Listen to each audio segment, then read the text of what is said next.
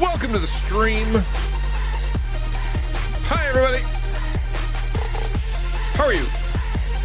It's Monday. Good golly.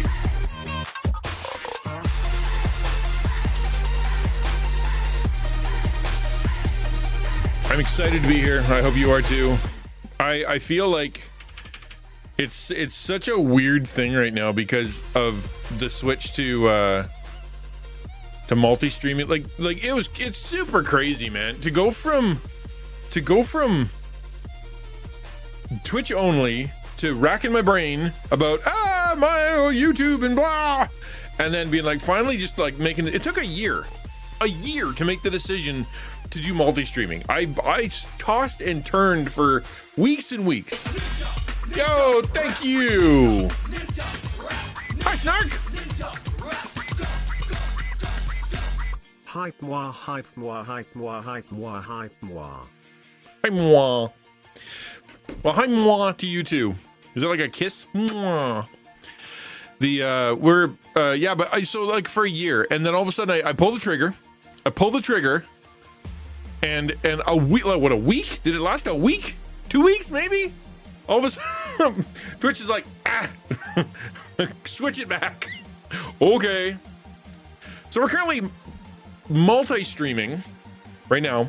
We're multi-streaming to YouTube. Yes, that.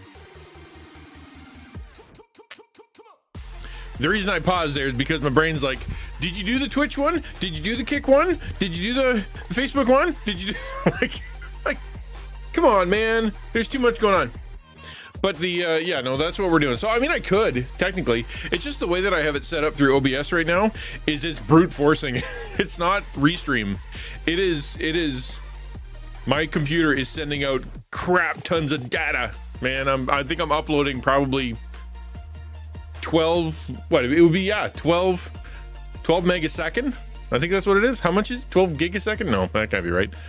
12 meg per second, because it's so if everything I add is going to add 6,000 more, right? I mean, I've got a gig up, so it's just, you know how it works.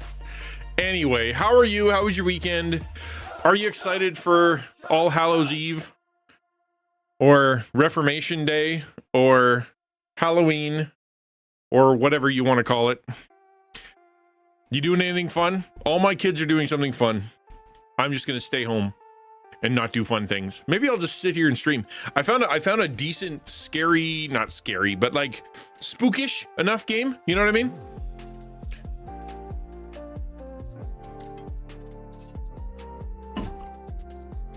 It's the only redemption. Wait, are they all turned off? That can't be right. Or are you the only one you got? Because you're all out of points. All right. I better add some more redeems then.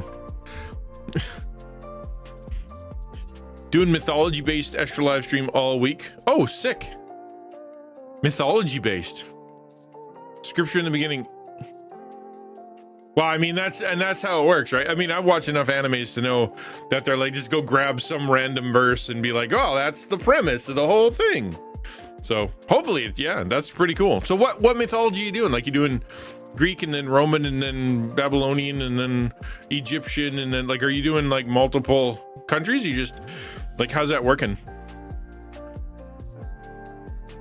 You got 10,000 points? Oh, well then what's not working? Anyway, but save them up, man. You can do good, have good stuff. Yeah, all right. Anyway. The rest are out of stock. What does that mean? Hold on. What does that mean? Oh. We'll stand here in the dark for a minute.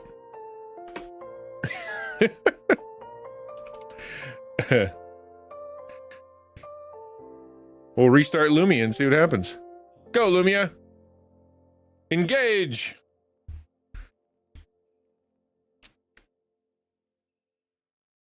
It's back. Lovely. Just enjoying Texas weather 2 days ago. Couldn't go outside without sweating ridiculously, and today I'm wearing a 7-pound leather jacket.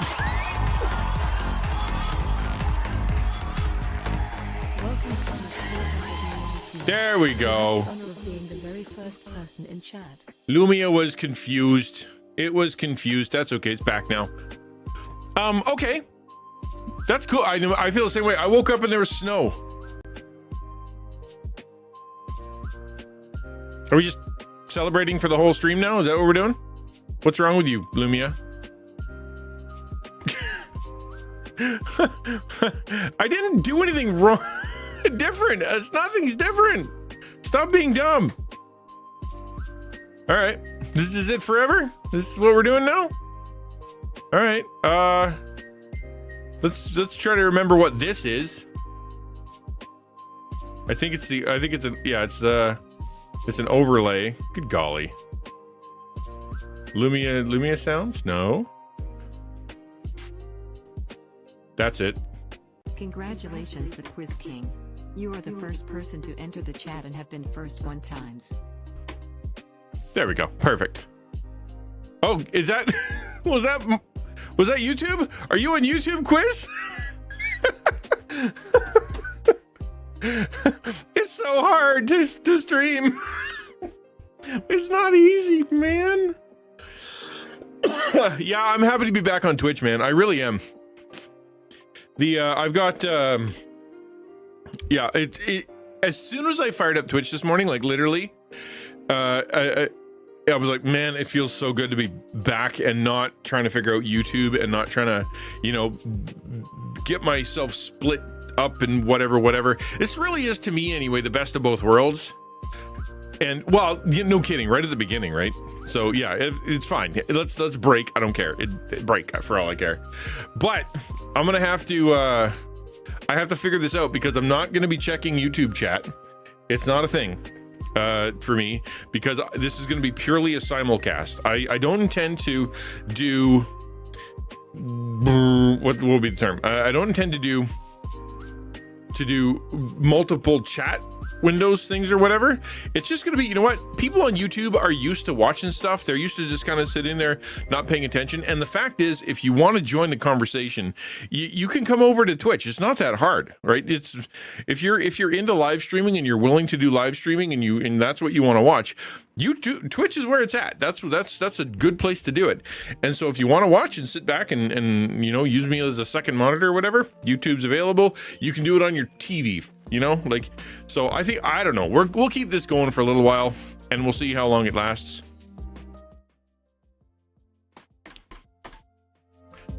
Started saying, welcome to Big Black Guy troubleshooting. No kidding, right? No kidding. How was your weekend? I hope you did good. Well, yeah, I was just saying it snowed, man. It snowed at my house. I woke up and it was white on the ground today. Snark says I have fundraising milestones based on different cultures. Oh, okay.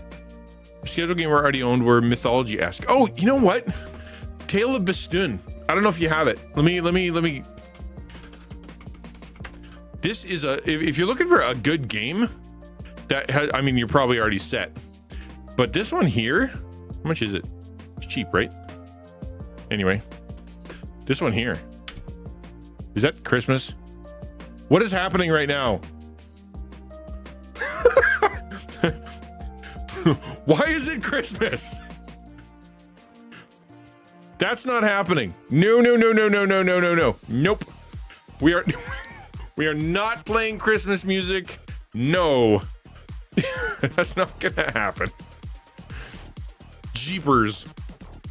It's actually okay. So Tale of Bestun is actually really interesting because it is mythology. No, not yet. Not yet. We're not doing it.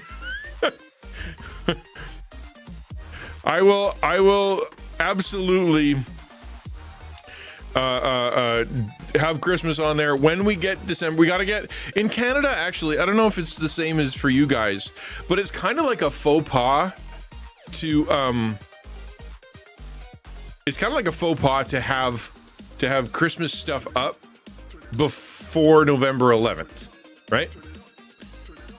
Defrost Mariah Carey. It's so funny. I'm like, I hear Christmas music. This happened the other day too. I was at Yeah, no, we were at the sushi store. My kid took me out for sushi. We're sitting there listening, and all of a sudden, Away in a Manger starts playing, and I'm like, Away in a Manger? Why is Away in a Manger playing right now? November 11th for us is Remembrance Day, so basically the same thing.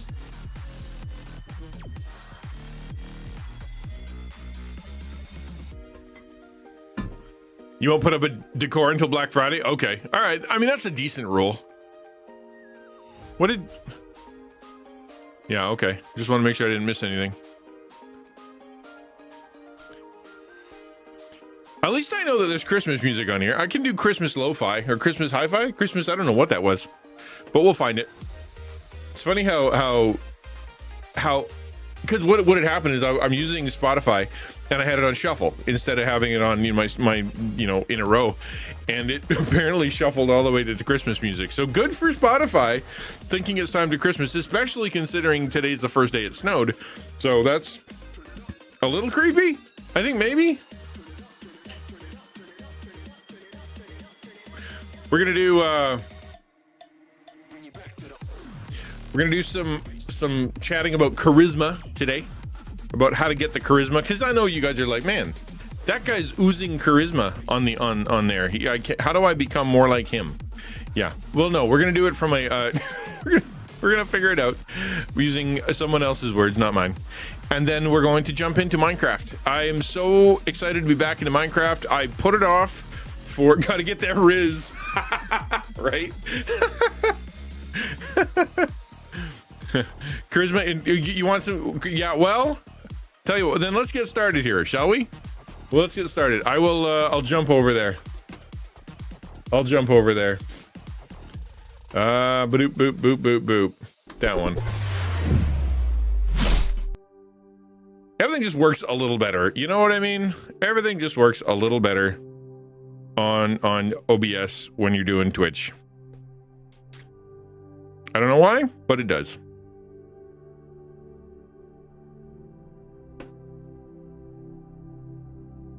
Move that over there. Are we good? Can you read it? I think you can. Yep, you can. Good for you. Good. Great, great, great. Hi, Shadow. Everybody's back to their regular names, too. I don't have to try to riddle out who you are based on your real name. We're not doxing people for days, all that jazz. I'm very close to getting my new graphics pack, by the way. Yo, Jones! Thank you, my friend.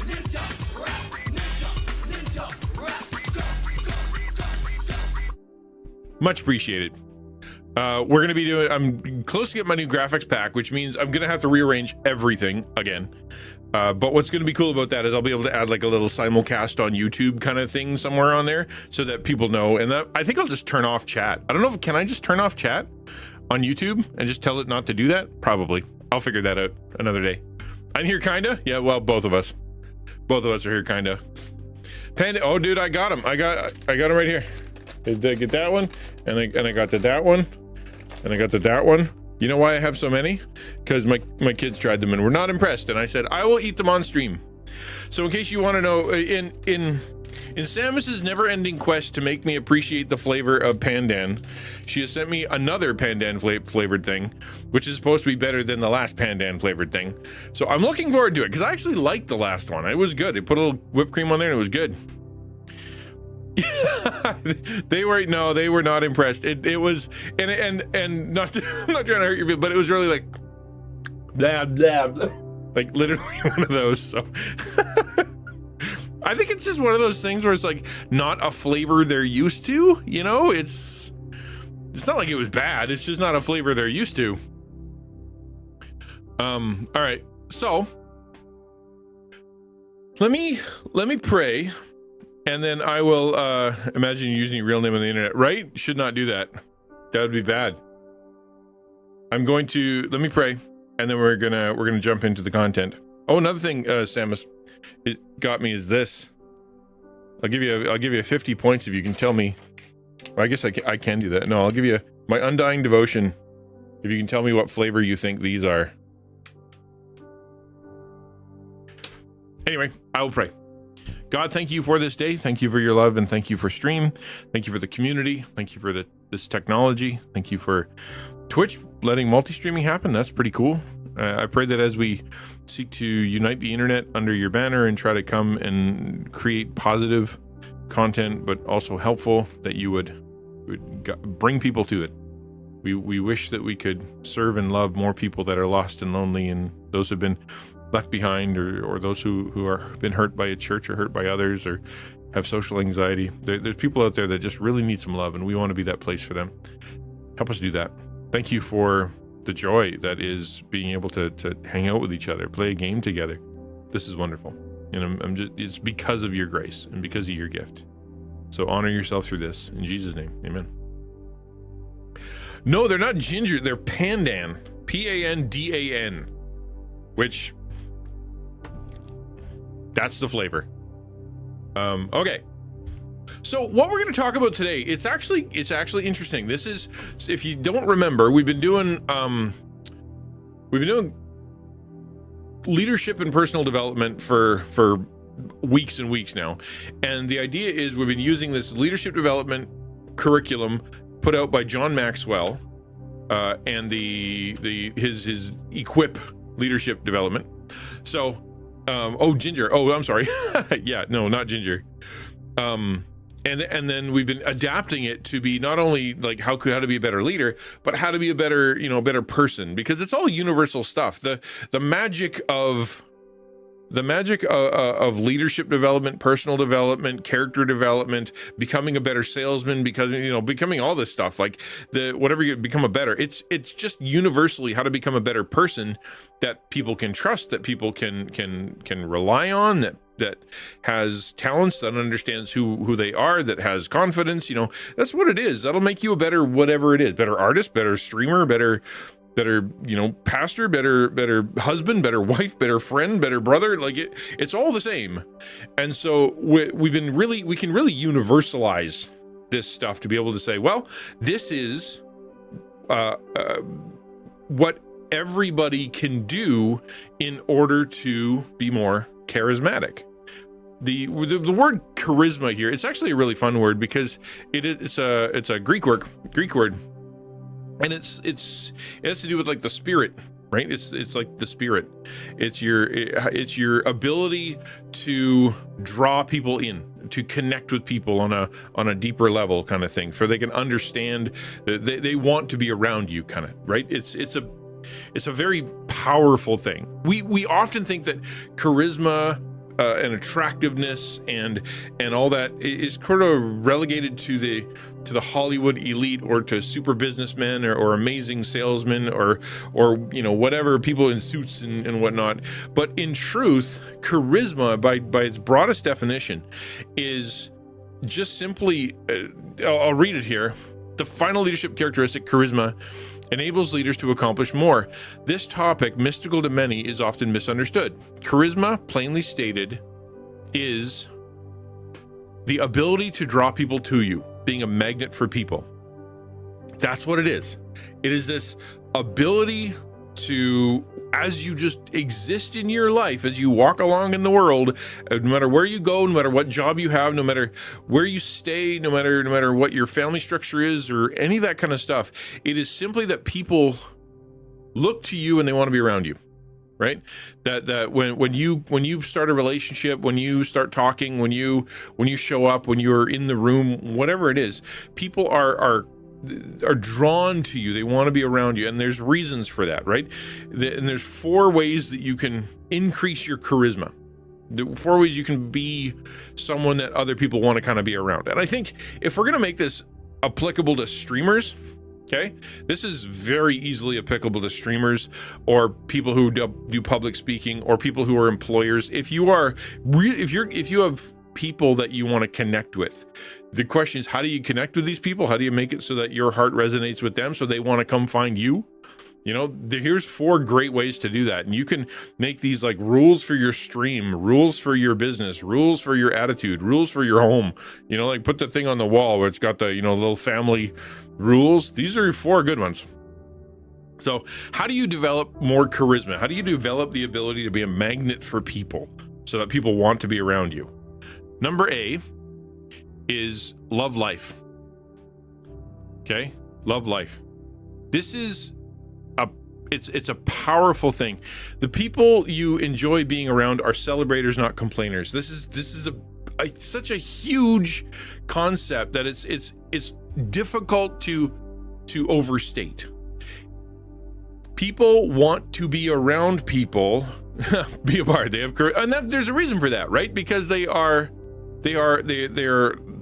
talented. They're up front. They have the ability to woo people with music and with emotion and connect. They aren't sour people, right? They're usually celebratory people, and that's what this is.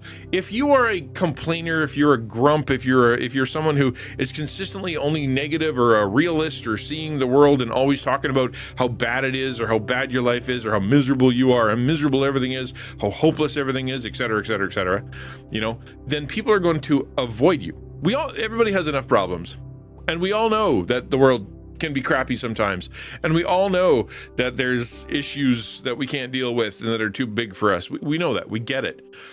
And as much as I believe in sharing your heart with people, being open and honest with people, I've talked about that endlessly, right? It is a choice that when you meet with people for the first time, when you're generally at a party or at an engagement or talking to people, just usually, not where you're like hunkering down with your mentor, or not like when you're sitting with your accountability partner or whatever, not when you're working through a problem, but I mean like generally speaking, it is that you are more positive, you are more happy, your stories are about cool things that happen in your life, interesting things that happen in your life, things that you have seen that have touched you, things that you've experienced that were really cool. You exist looking for and looking to and reporting on things that happened in your life that were good. Now, my life is rough. I have some really, really dark parts to my life that are incredibly hard to deal with, incredibly difficult to process, and that can be cripplingly sad, and they're ever present. But I made the choice, and I still make the choice, to find things, to talk about things, to look at the world through the lens of what good things are happening.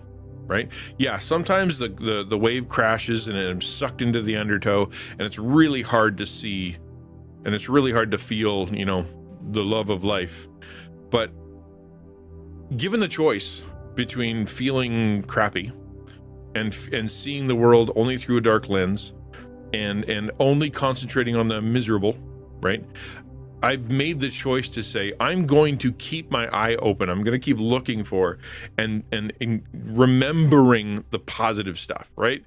Right? Because, an example, raining outside or snowing. Wake up, I look at the snow outside. There are plenty of people in this world who will look at the snow and be like, oh, winter, I can't believe it. It's so cold. Winter sucks. I can't believe, Or you can go, what a pretty day. I sure like that. In your head, you're like, man, I got to change to the snow tires now, man. I got to, it's going to be mucky out there. I got to, I might have to stop wearing shorts, gasp, but but outside, as you're talking to people, as you're connecting with folks, you talk about positive stuff, and you like life. You choose to engage in places, you choose to learn new things, you're not trying to avoid the world, you're actually trying to engage with the world. People want to be around folks who are glad to be there. Let's talk about stream, right? Let's talk about stream.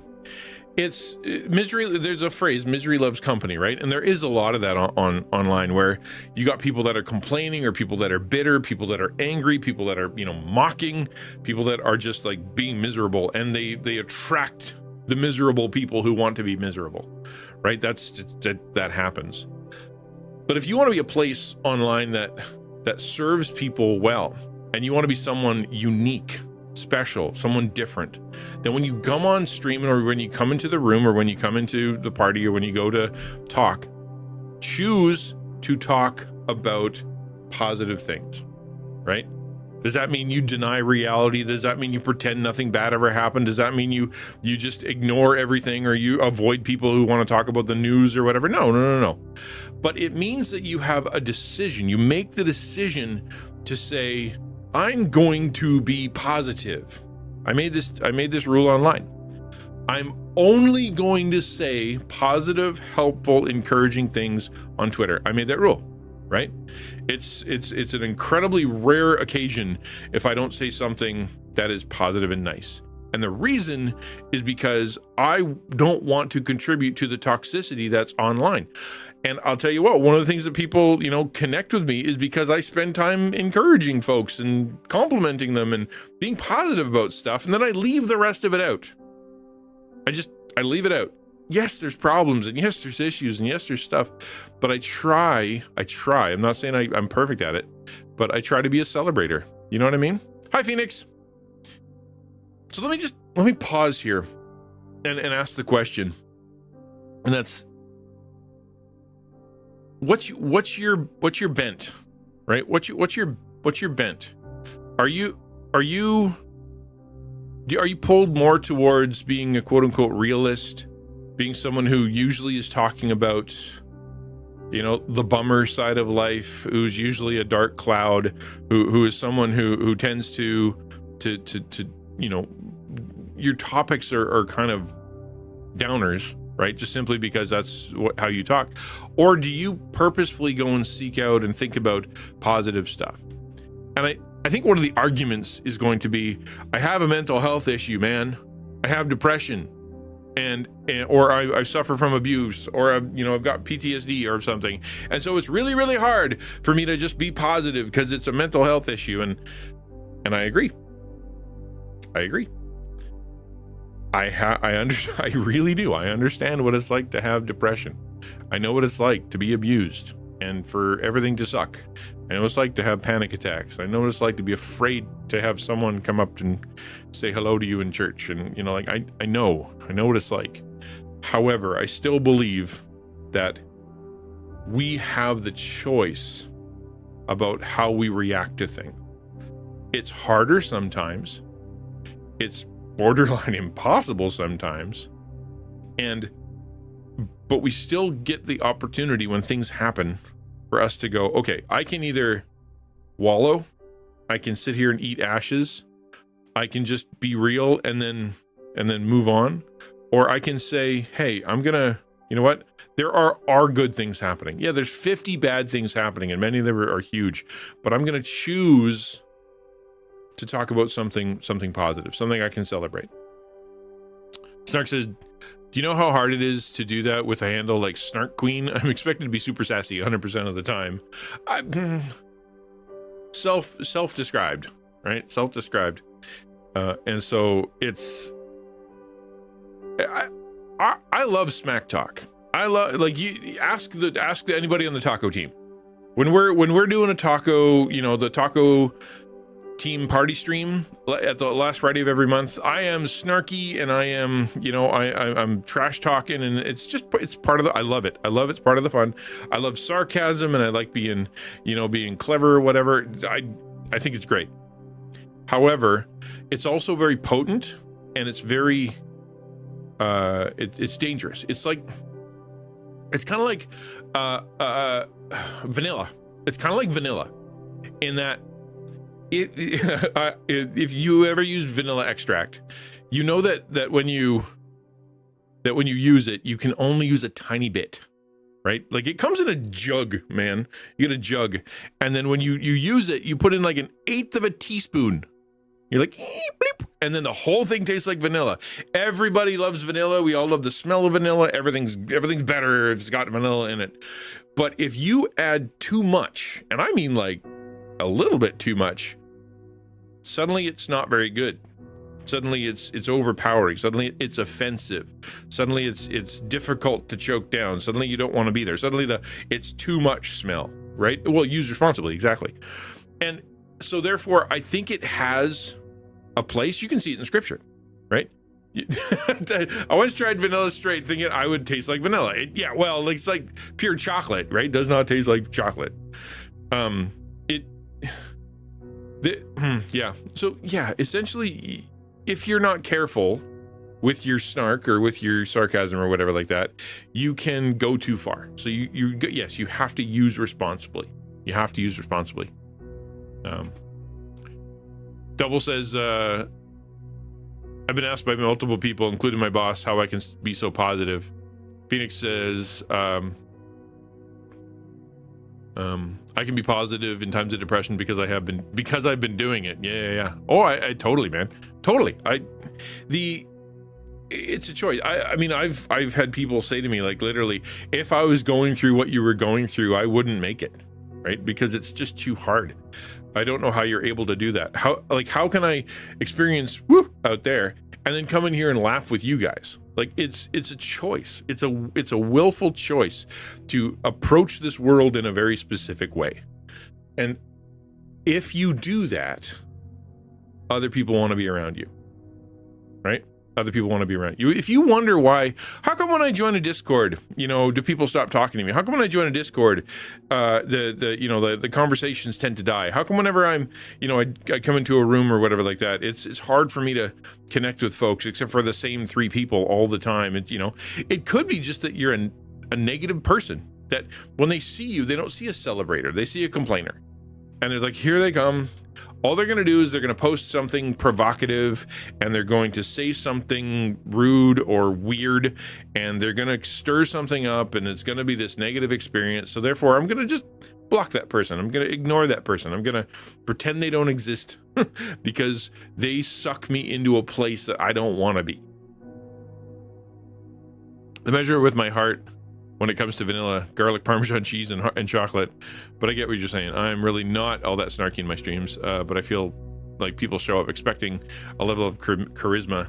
Well, again, okay, let's keep going. Okay, so I've talked a lot about this one. So, love life, number one. On your streams, in your thing, just kind of like, man, let me tell you about some cool stuff. I really like this game, and I really like what you guys are doing. I really like how you're contributing, and then, boy, I sure like being here. Like, that's number one. Number B, and that is expect the best of others, encourage others to reach their potential. Boy, howdy, is this an important one. Essentially, this comes down to give people the benefit of the doubt, right? Give people the benefit of the doubt. It means when you see someone, trust them with something bigger than you'd normally do.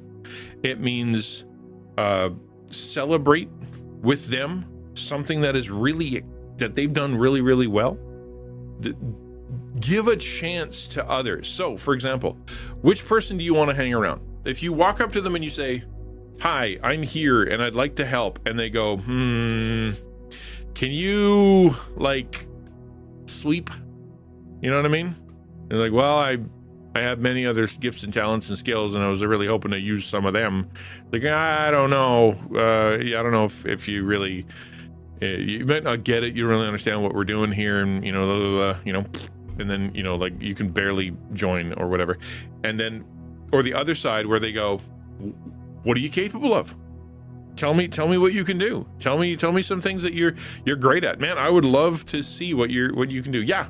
Let's do it. Go do that thing. Let me see how it goes. I want to see how great you can be, right? Which one do you want to hang around with? The one that's going to minimize what you do, not trust you with anything, not allow you to contribute in a way you want to contribute, not be able to share or to open up your mouth and give your opinion. Everybody else has to be quiet, kind of thing. Or do you want to be around somebody who's going to be like, yeah, I believe in you, and I want to hear from you, and I want to know what you can do, and I want to see what you can do, and I want to help you to get better at it because I believe in you, right? That is a huge part of being quote unquote charismatic.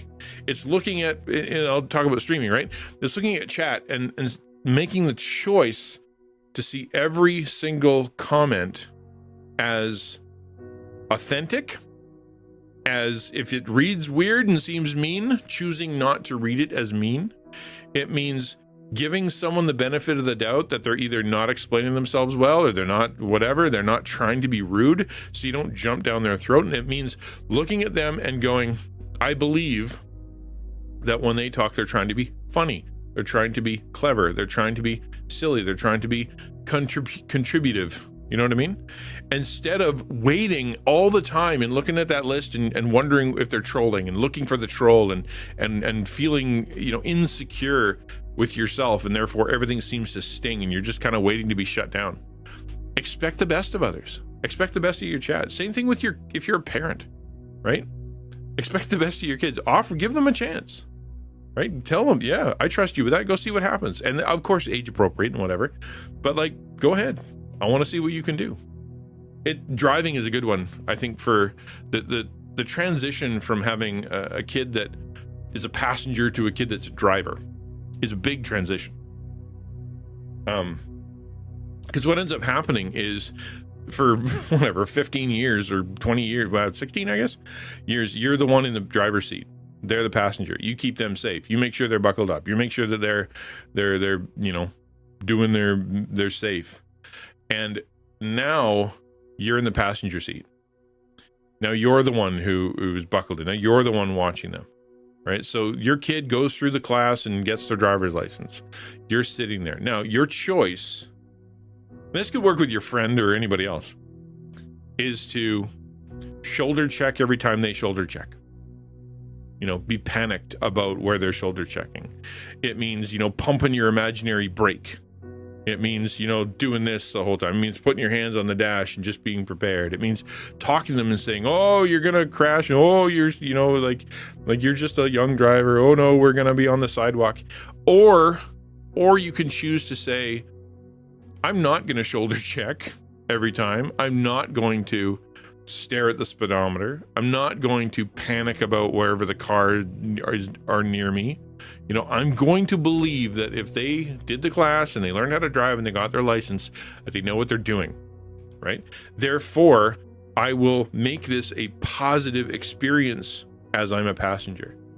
I know plenty of people who will take their teen and they'll do something amazing and they'll get their driver's license or they'll get whatever, and the response is mocking, right?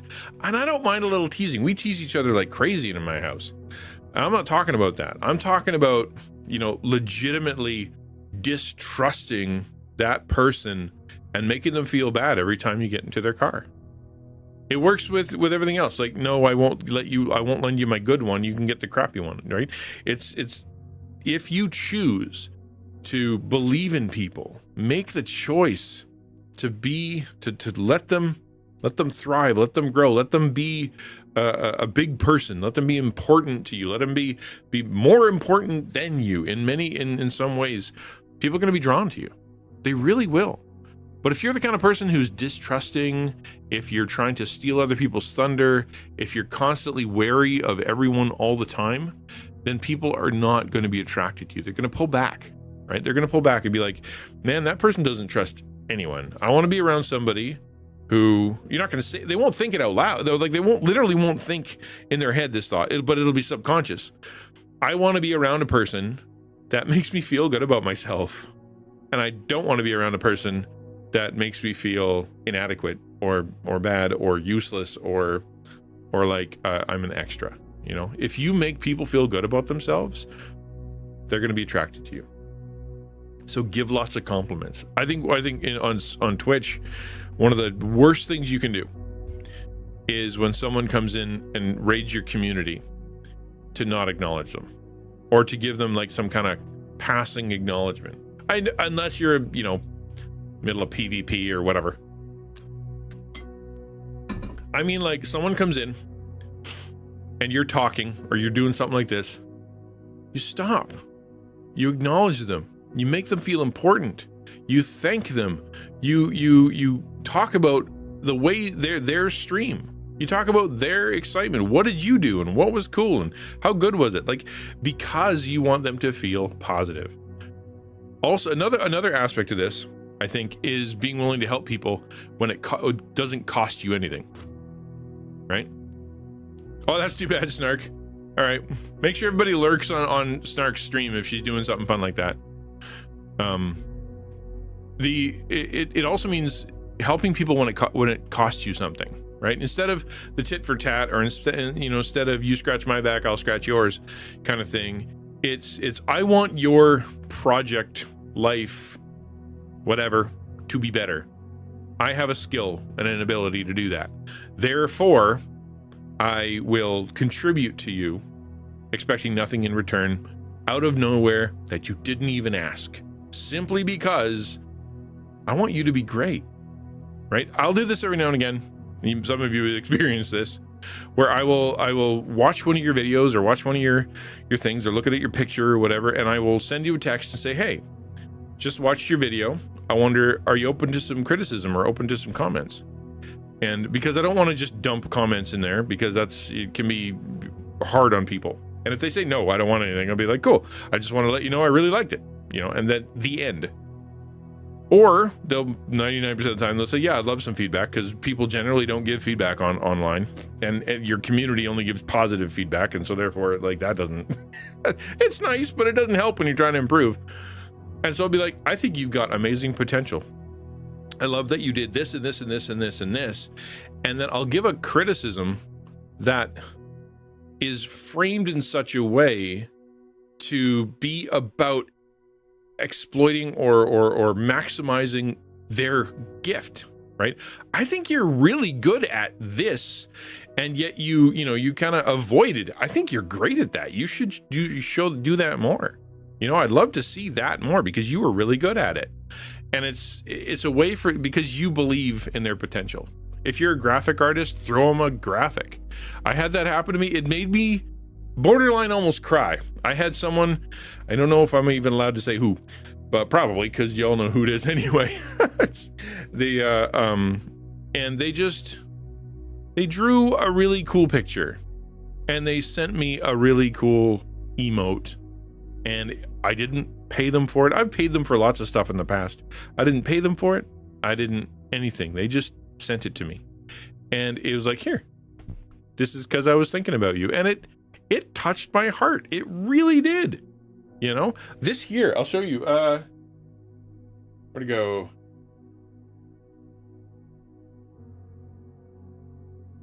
I will find it.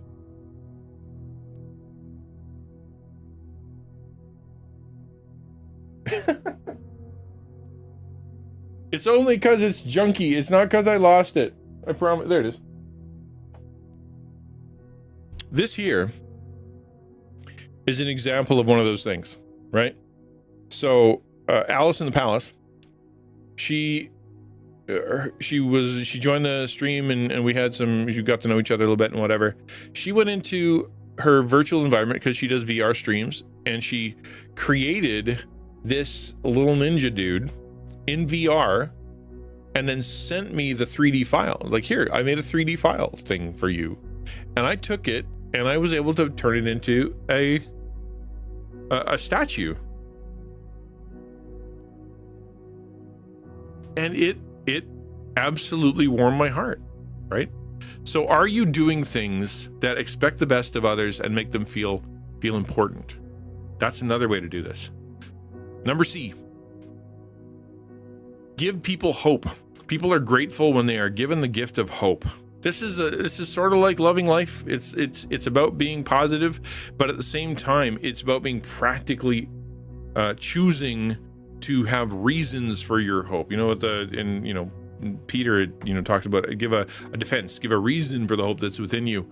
And the idea is that you're able to say, I have hope. I look forward to the future of this because actual reason.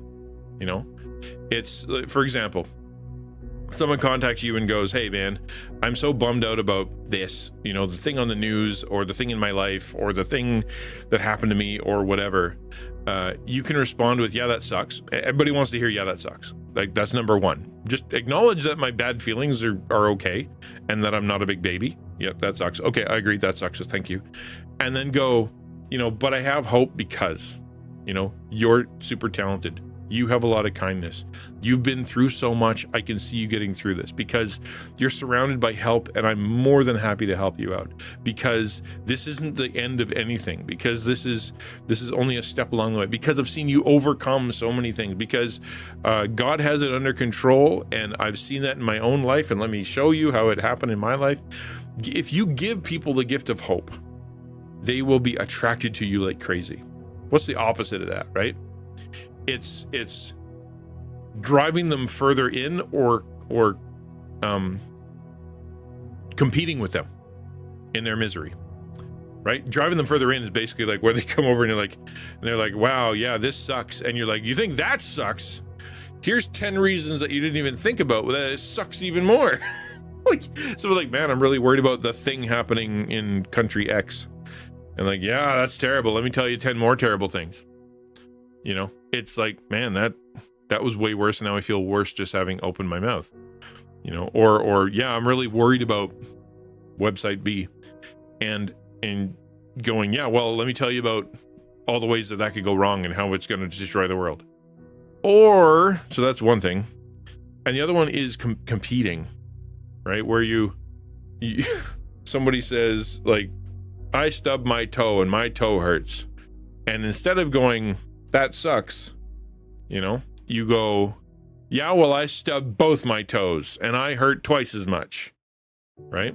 Because every time somebody mentions anything, especially misery, you have this instinctual reaction to one up them for some reason, right? There's so many people that are like that. They can't help it. Their instinct is that, like, they think what they're doing is they're relating to them and showing them that their pain isn't that big a deal, right? You can get over it. You'll get through it. I think that's the reason for it. But what it comes across is your pain is invalid. Your feelings are invalid. Your reaction is invalid. You are overstating, and you shouldn't do that. It's not encouraging, right? So when you hear something that someone's complaining about or has been hurt by, or something bad happened, thank you, my friend.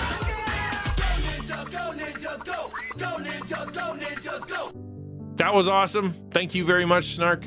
Much appreciated. And Black Belt, you are now commercial free. Commercial free. Right? So when someone comes up and they have that misery, go talk about them, acknowledge their pain, and then give them hope. Say, you know, I believe in you. I believe in you. I believe in you. Whatever, you know. Here it is. Here's a reason. Number D. This is a big one. You want people to come near you. You want people to understand you. Share yourself. People love people who are transparent. Alternatively, people do not like people who look like they're hiding things. People don't like people who suddenly have big revelations that came out of nowhere, or have the symptoms of something but are actually hiding it, and they're like, really, like, what's actually going on?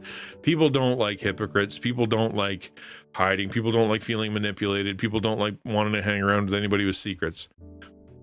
Be yourself, share yourself, be transparent.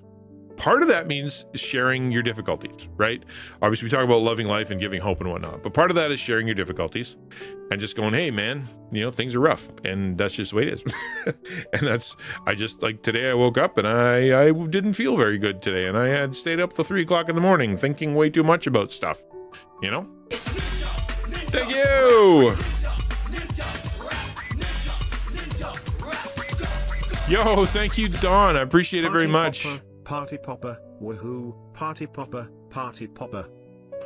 I love that so much. Thanks, dude. I really appreciate it. 16 months. Thanks, bud.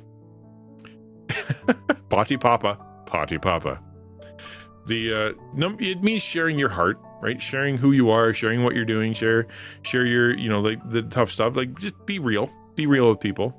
At the borderline, that always ends up, you know, it's always couched by but I love life. I have things to celebrate, and I'm hopeful because of these things that are happening. You know, like you're not just being miserable. You share the misery, and then you talk about why you still have hope and some positive stuff too. The second thing is sharing your positive stuff. I know plenty of people who won't share good news. Christians who won't share good news because they think it's bragging, they think it's prideful, they think it's arrogant, they think they're gonna cause someone to stumble, they think they're gonna make someone feel bad because God did something cool. They're like, well, I can't share that because someone might, not understand. Well, the truth is, we want to hear good things that have happened to you because we are happy for you. Yes, there are people out there that are going to be jealous and they're going to be woe is me and they're going to be why not me and they're going to be like, hey, can I have some too? But and that can make it so that you don't want to share. But in truth, if you're transparent with that stuff, man, I had a really good thing happen this week, and let me tell you about it. It was really, really cool. People are going to be attracted to you. Why? Because you're not fake. You're not fake. You're not making up positive stuff that doesn't exist, or for some reason the same 3 stories that are on repeat or whatever. And when you're feeling down, you look down, you sound, you show it, right? It's all couched with that, it's all within the realm of, trying to be positive and give hope. But at the same time, you have to be yourself. If you're hiding, chances are there's some stuff in your life that you need to deal with. Okay, I'll go to pastor mode for a minute. Ready? There's a real good chance that if one of the reasons that you're not sharing yourself is because you could be trapped in a repetitive sin, you could have guilt, shame, fear, you could have trauma, right? If you're in sin, you're not going to be able to share yourself. There's going to be sections of your life you cannot talk about because you are unrepentant, because you are choosing to sin, it's always getting worse. It's always and sin never stops. It always spirals. It always gets worse. And so therefore you have to hide more. The lies pile up, the hiding piles up, the symptoms pile up. The trick there is just don't have a bunch of secret sins. Get help for it. Work your way towards health. Be transparent about the stuff you're struggling with, right? It could be that you have you sin, or it could be that you have a bunch of things hiding, like stuff going on in your life that you don't want anybody to know. I guess I can't remember what I said the second thing, but the third one is trauma, right? The end is like you've got a lot of fear and worry in your life, a lot of things happening in your life that are out of your control, and you feel like if you open up your mouth, you're going to infect people with you, right? That I can't share my bummers because people are going to feel bad. I can't share my scary thoughts because people are going to think that, I'm this, or they're going to feel worse. I can't tell my friends, family, whatever, about the scary things that have been going through my head, or about the stuff that I've been doing, or whatever, because if I share that big issue, the big trouble, or for that matter, the trauma, I'm going like why I'm so scared of people, why I'm scared of going outside, why I don't go on the train, why whatever, if I share that, people are just going to mock me. I'm going to pull them down, and I'm going to make their life worse. Those are all lies. That's a lie. And I'll tell you why I know that. Because it doesn't work when they do it to you. Right? You have a friend, they're going through stuff. Do you want them to hide that stuff? Not tell you about the rough stuff going on in their life? Always try to pretend and keep secrets from you? Or do you want them to be themselves, be willing to open up their heart, share when they're troubled, so that you can lend them support? I already know the answer. So that's how people see you too. Are there people who are going to be miserable? Of course, this world is full of people. But if you are around folks that folks that you've hung out with, whether it be, church, community, family, online, Discord, chat, whatever, and you kind of know those folks, nobody's going to jump down your throat. Nobody's going to feel crappy as a result of listening to you.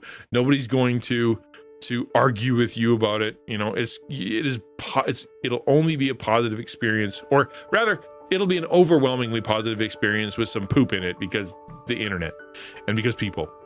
But the truth is, you will feel a million times better if you live transparent, and other people will trust you and they'll understand you and they will work with you and they'll want to include you and they'll change things and help things so that you feel better there, and they'll think about you more and you'll be in their prayers and they will want to know what happened next and how things are going. All of that happens when you open up your mouth and share. And it doesn't happen if you don't.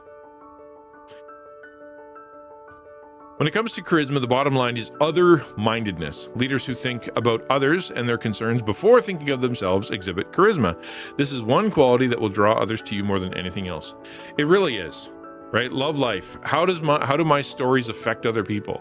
Does it bring them down? You know, expect the best. How does my response to people affect them, right? How my trust in them and whatnot, how does it affect them? Give people hope. How does my conclusions and me listening to their stories, my response to their stories, how does that affect them? Sharing yourself, you know, being willing to be transparent with them means that you're willing to trust them, and you're willing to be vulnerable to them, or you're willing to give them a piece of your heart, which is like one of the best gifts you can give to somebody. What do they think about that? And what does it do for them? It opens them up to have a more positive life, to have someone who believes in them, to have someone who points them towards hope, and towards someone who they can be real with. Who doesn't want that? That's the kind of person that is charismatic. That's the kind of person that's going to have people draw in.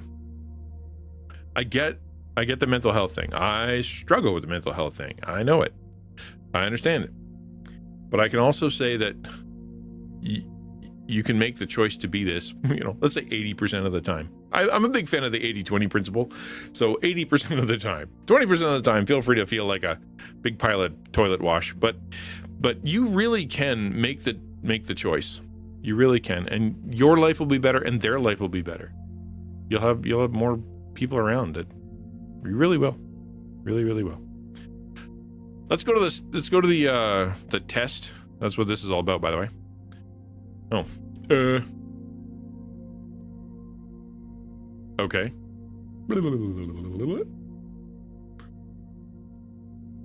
The test.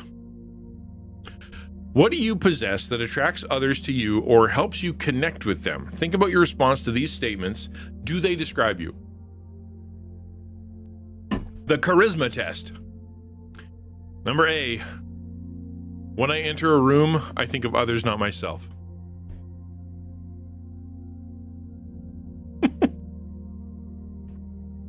This is such a big one. And I think we've all had our lives. I don't know, maybe you haven't, but I know I've had my whole day fixed when someone comes and sees me and goes, "Hey, how you been today?" You know, they walk into the room and they look at me and they go, "I want to go talk to that guy." I remember when I was in I was in Texas. Ooh, wow, why am I hit so hard with this? I was in Texas, and I was super nervous. You guys should know by now that I'm not great in social situations, that I'm not in charge of. I'm great if I'm in charge of stuff, but I wasn't. And so I went down there, and it was day one. I didn't know what to do with myself. There was no meetings to be had. There was no dinner planned. There was no nothing. I was just in my hotel room, and I made a commitment before I went there that I wasn't going to do what I usually do and just hide in my hotel room and wait until something to go to. I'm going to go and I'm going to find folks. I'm going to go downstairs. I'm going to find some people. I went downstairs, down the elevator, and, you know, because there were stairs also. And there was Bubba from LTN standing there. He looks at me. I walk over to him. I'm like, all right. We're literally standing like almost blocking the escalator. And I'm like, how you doing or whatever. He lit up. Hey, it's good to see you. I'm glad you're here. How are you doing? Did you get settled in? You looking forward to being here? Here's some thoughts on me being here and what I think we're going to do and blah. Hey, since we're talking, why don't we go sit down and eat? I'd love it. I'd love to talk to you more. And he took me out and brought me over to the cafeteria, and we had some food and talked together. Him thinking of me and going, I care about you, radically altered my entire experience there. Yo, River! What up, my dude? Drop it in. Dude, cool. Is this a normal stream time?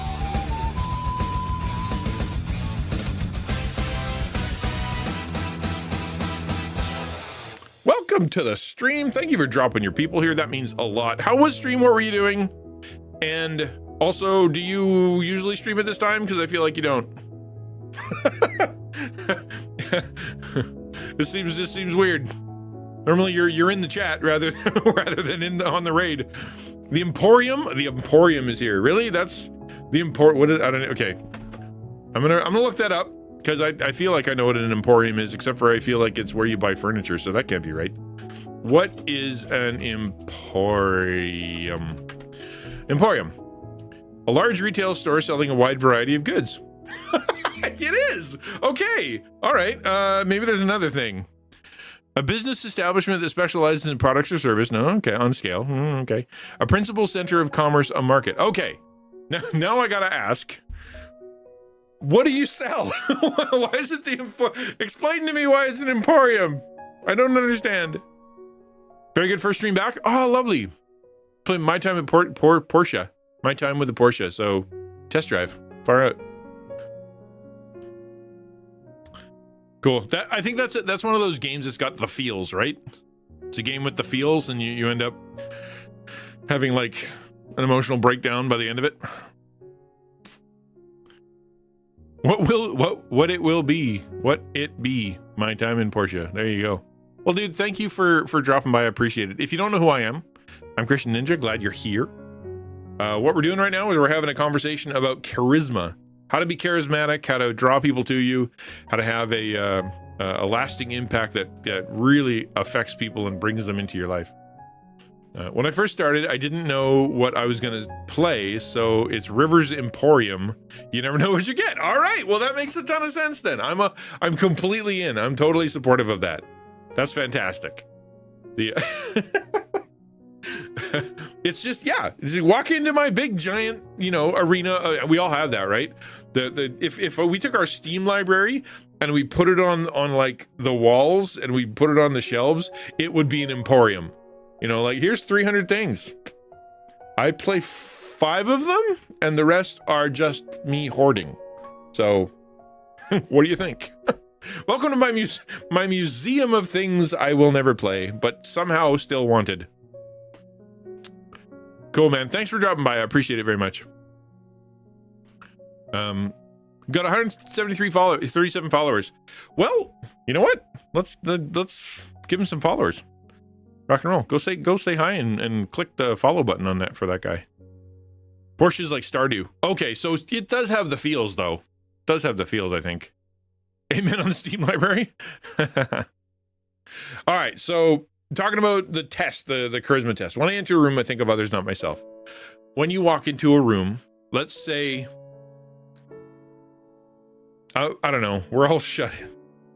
We're all on Twitch, man. We don't go to parties, right? Maybe, I'll speak for yourself. I know, but whatever. But the, like when wherever you go, where's your heart? Let's just use Starbucks or wherever you go.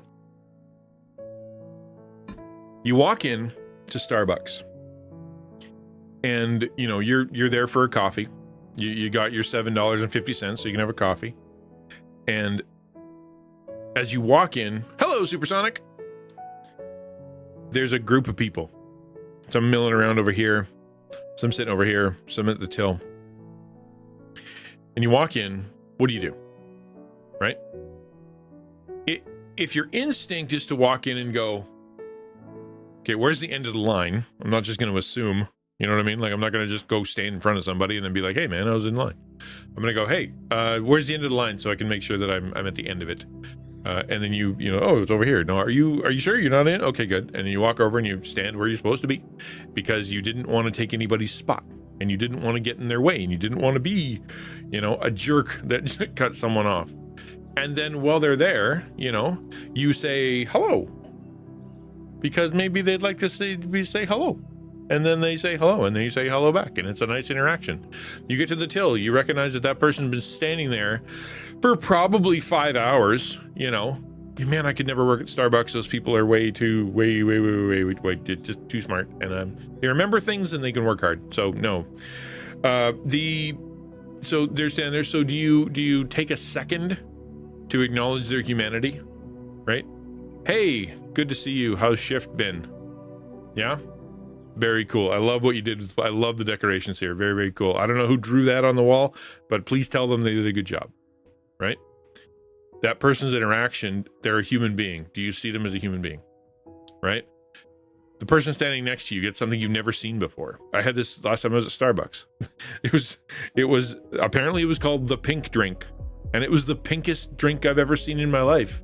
And so I went, that is the pinkest thing I've ever seen. What did you order? You know, and she's like, well, it's called the pink drink. And she told me a little bit about it, and she was excited. She's got like 5 of them, and she's going to go give them to people. Like, it was a quick little interaction. When you are in a room, is it you? You're not getting between me and my coffee, and I'm not here to talk to people. I'm not here to make friends. You are an employee. I am the customer. You can dang well serve me and hurry up.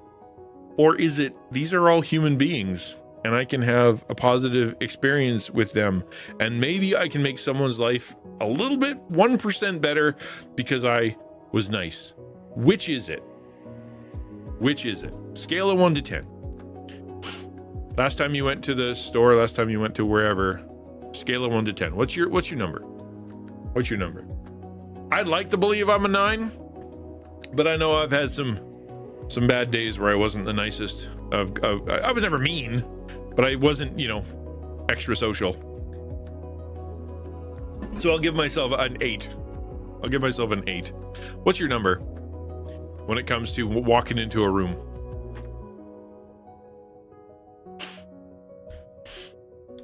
Thinking of others and not yourself.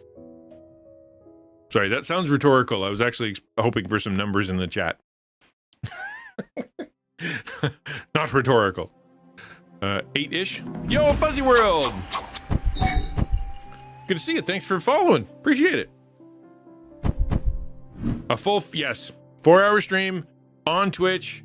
The YouTube one is just a simulcast. I'm not even looking at the chat over there. In fact, I think I'm going to disable chat because it's, they could be over there cussing up a storm and being all Satan-y over there. I don't even know. I haven't looked. Hopefully not. All right, here's number B. B. Next part of being charismatic, drawing people to you magnetically. I give confidence and encouragement to others. I think I belabored the snot out of this point, so I'm not gonna say it again.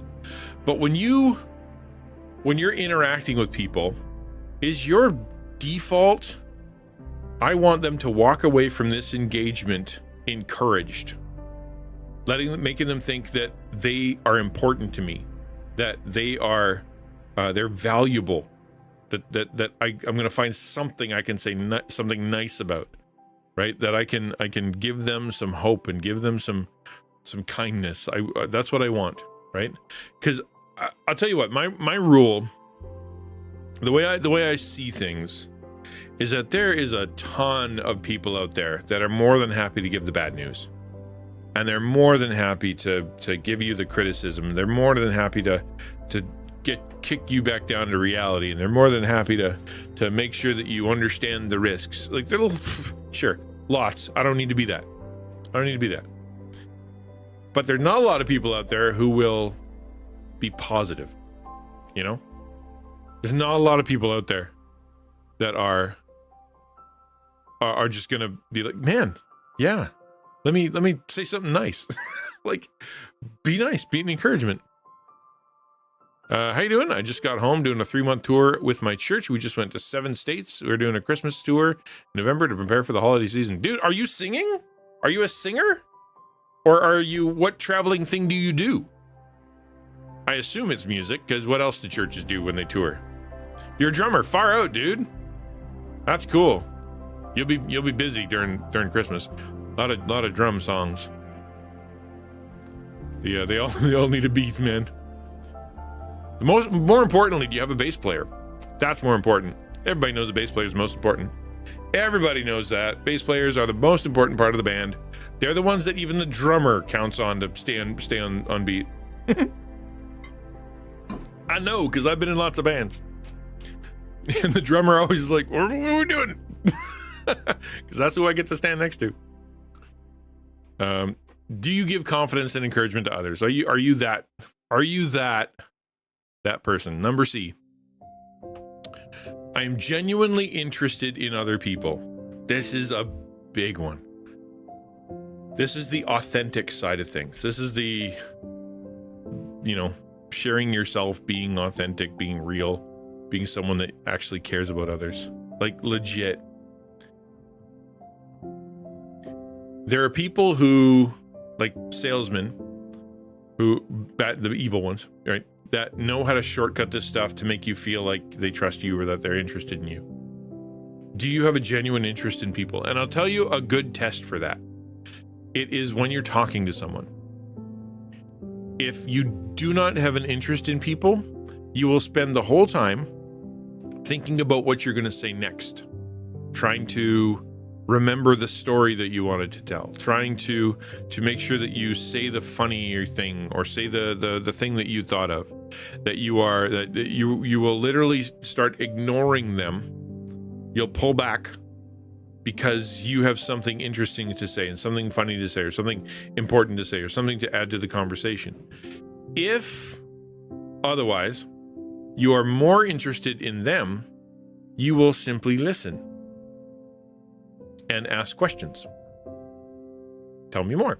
What do you mean? When did that happen? How did that feel? If you're generally interested in other people, you want to know more about what's going on in their life and in their heart and in the thing and what about the interest that they have. Man, did you see that car? Yeah, why? I don't understand cars. What was cool about it? Right? Or if you're interested in using them to make you feel better, you are going to only think of yourself the whole conversation and how clever you can be and how funny you can be and how you can contribute to them.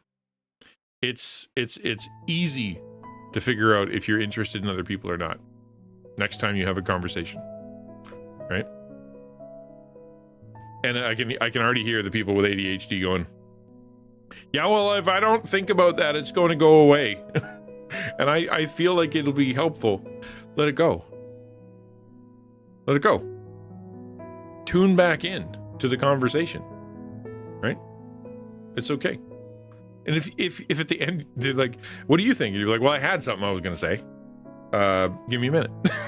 I'll see if I can go find it in the files. Or just go, you know what? I don't know. I was going to say something, but I can't remember.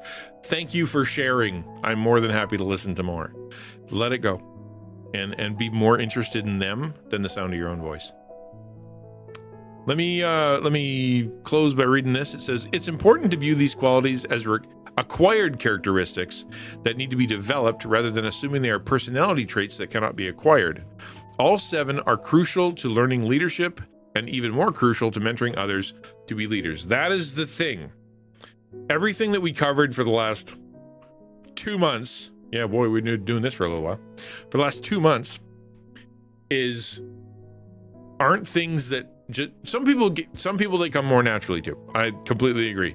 Some people just, they're happier, they're more friendly, they seem to connect with folks more, they seem to be more diligent, they have better leadership qualities.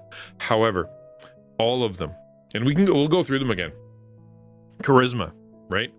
Connected. You can learn to do this stuff. You can make the choice to do this stuff. Commitment. You can absolutely set up your life so that you're not letting people down. Convictions. You can spend time trying to figure out who you are, what you believe, what your values are, right?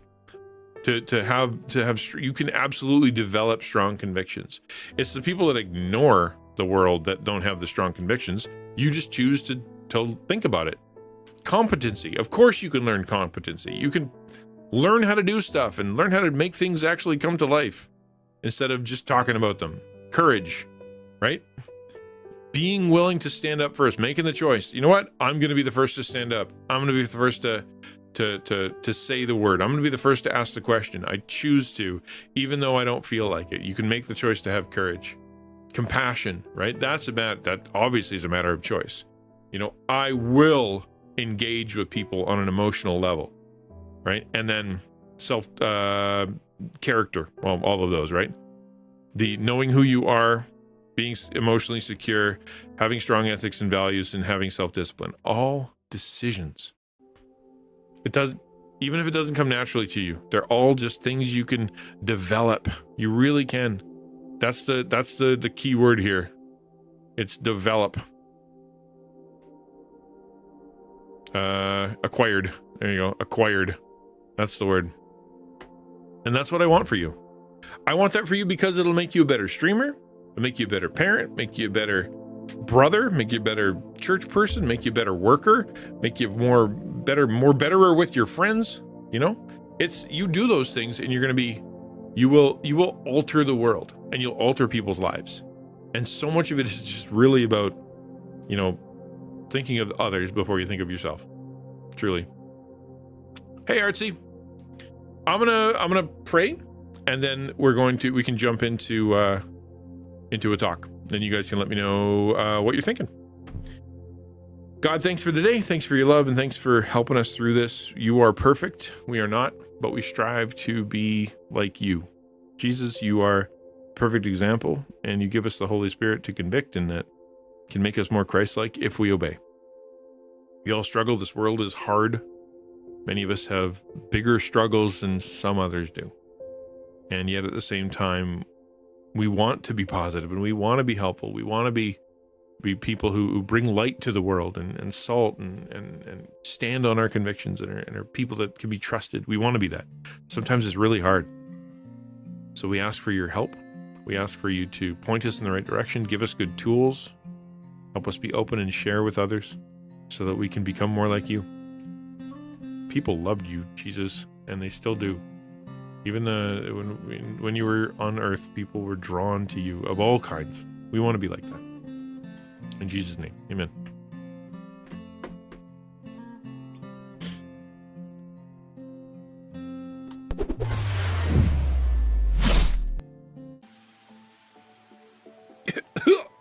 What's happening over here? Whoa. Good golly.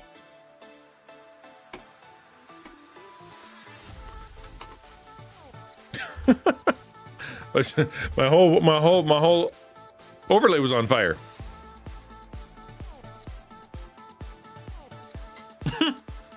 Yeah, my stream apparently vapes. I don't, but apparently OBS does.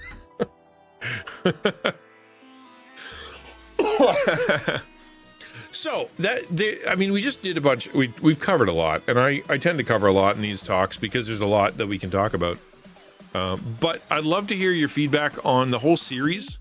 Next time we talk, I'm going to see what next time is. What are we going to talk about next time? We're at the end of the book. We're going to start book 3. Far out. Yeah, you gotta hate it when you stream vapes. Exactly. So if you're new and you don't know what we just did, basically.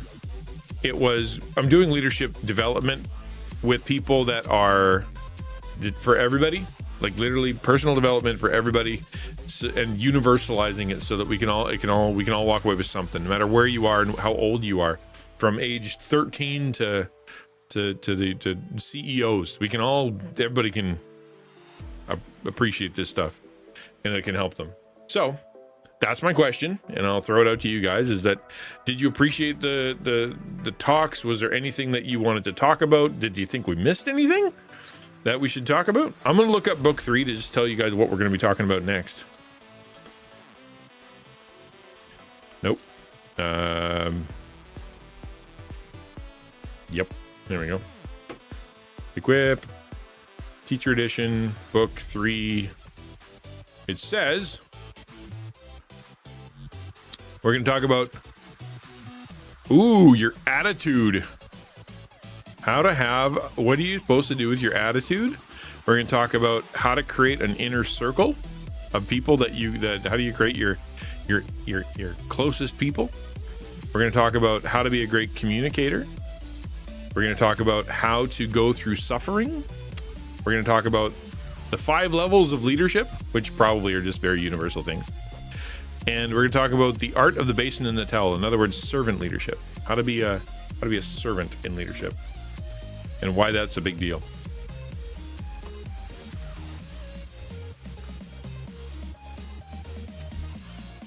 The conversation thing, I try to stop and focus on what the others are saying so that I don't miss anything, but then my brain goes blank when it's time for me to speak. It's a process, I guess. It is, but I also think it's about, and I get it. Some people have more severity of ADHD than others, and it's like legit though. It's just static, and I want to contribute. But I think it's also just kind of going, that's okay. What is happening? This is not what I wanted to listen to. Nope, still not. Where's my? There it is. Good golly. And did not need the hamster song. I think it's a matter of forgiving yourself. Hey, Gibraltar, how you doing, man? Long time no see. How's life? You're a busy bee. How's things? Yeah, I know the hamsters just sort of came in and took over stream. Yeah, so that's really the forgive yourself. Can you just say, you know what, it's okay. If I have nothing to say, that's okay. I'm okay with just being a listener today because my brain's not helping. Or learn to adapt, right? What I'll do is I'll be in a group, and we'll be having a big meeting. You know what I mean? And people are talking, and instead of me leaping in and kind of going, "What did you mean? What did you say? What is that?" I'll just write it down. I'll have a little notepad, be like blah blah blah, and this is the thing, and I'll do like one note and to remind myself of the thing I was going to ask. And I'll tell you what, more often than not, as the table talk continues, they answer it. Somebody else wants to know that too, and so I just use cross, get to the end, and I've got one thing to say, right? But I try to do that. I write it down. Things are rough right now. My wife's grandfather passed away yesterday. This is in the middle of us having immense struggles in our marriage right now. Oh man, that's a bummer about granddad. Hopefully he was a Christian, but is there, I don't even know how to ask about the marriage struggle. Since you brought it up, is there anything you want to, he was, that's good. Do you want to talk about it a little bit? Like what's the, we can either do it privately, we can not do it at all, or if you want, we can chat about it right now. Because I know that stuff's really, really critical. It's really hard. I've been married for 26 plus years, 27, 26, 1995.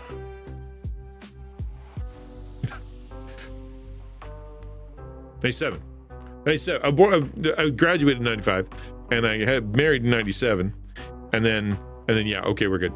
It's 5, 6, whatever. 26 years. So, in other words, yes, I've been through a bunch. And, well, everybody's different. Everybody's got their own kind of take, their own spin on how relationships work, and each one is its own little dynamic, and everybody's special. There's some pretty universal stuff that you can do, like we've been talking about in the leadership development stuff. Just, it's universal. So, I'd be if you want to, yeah, he's hopefully Gibraltar's typing, but anybody else, if you want, you can comment on what we talked about today, or ask me anything. Every stream is an AMA. Feel free to ask me whatever you want, and we'll talk about it. There's no point in me having all this life experience and education if I don't use it,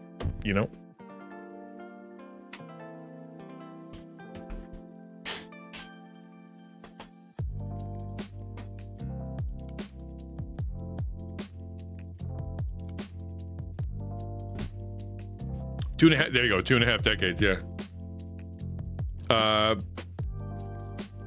Put her needs above mine, and I hadn't realized how bad it had gotten today. So there's a million ways that you can do that. So is that I spent too much time at work, or I spent all my time volunteering, or is it I only ever talked and I never listened, or was it I kept putting things on her shoulders and saying, since you're here to help me here, do all this stuff to make my life easier, right? And not ever asking what she needs.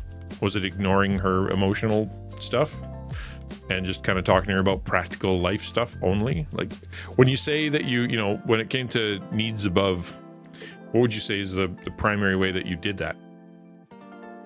Because there's lots of ways that we can look at our significant other and we can take them for granted. I mean, that's really what we're doing, right? Like, I don't have to try anymore, and I don't have to prioritize you anymore, and I don't have to be nice anymore, and I don't have to compliment you anymore, and I don't have to, take you out anymore, and I don't have to, make you feel special, because I've got you, and you can't leave. Right? We can honestly, we don't say it, but we can certainly act that way.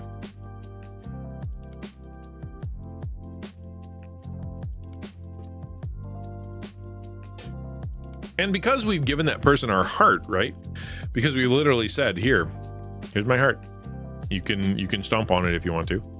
Then when they do, it hurts way more, right? It hurts way more because this is the person that you said that I trust the most, that I sacrifice the most for, that I'm going to rely on the most. And then when that becomes, it feels like it's a one-way street, or the other person actually is like causing problems and making life worse. It can be like, man, this is not what I signed up for, so I'm gonna punish the other person, or I'm gonna avoid the other person, or whatever. And that doesn't help anything. So that's my question. So when it comes to put her needs above mine, what were you considering? Not being emotionally supportive, not giving her quality time, not recognizing when she's struggling and needs help. I think I understand.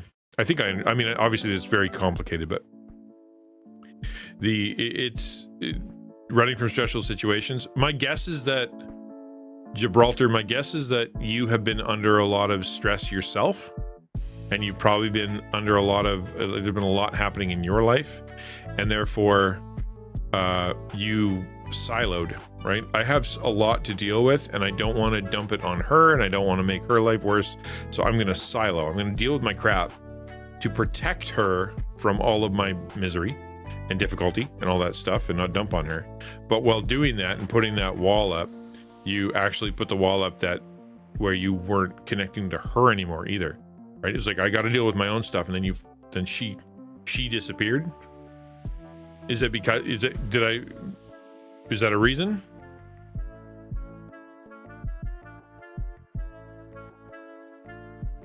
Partially.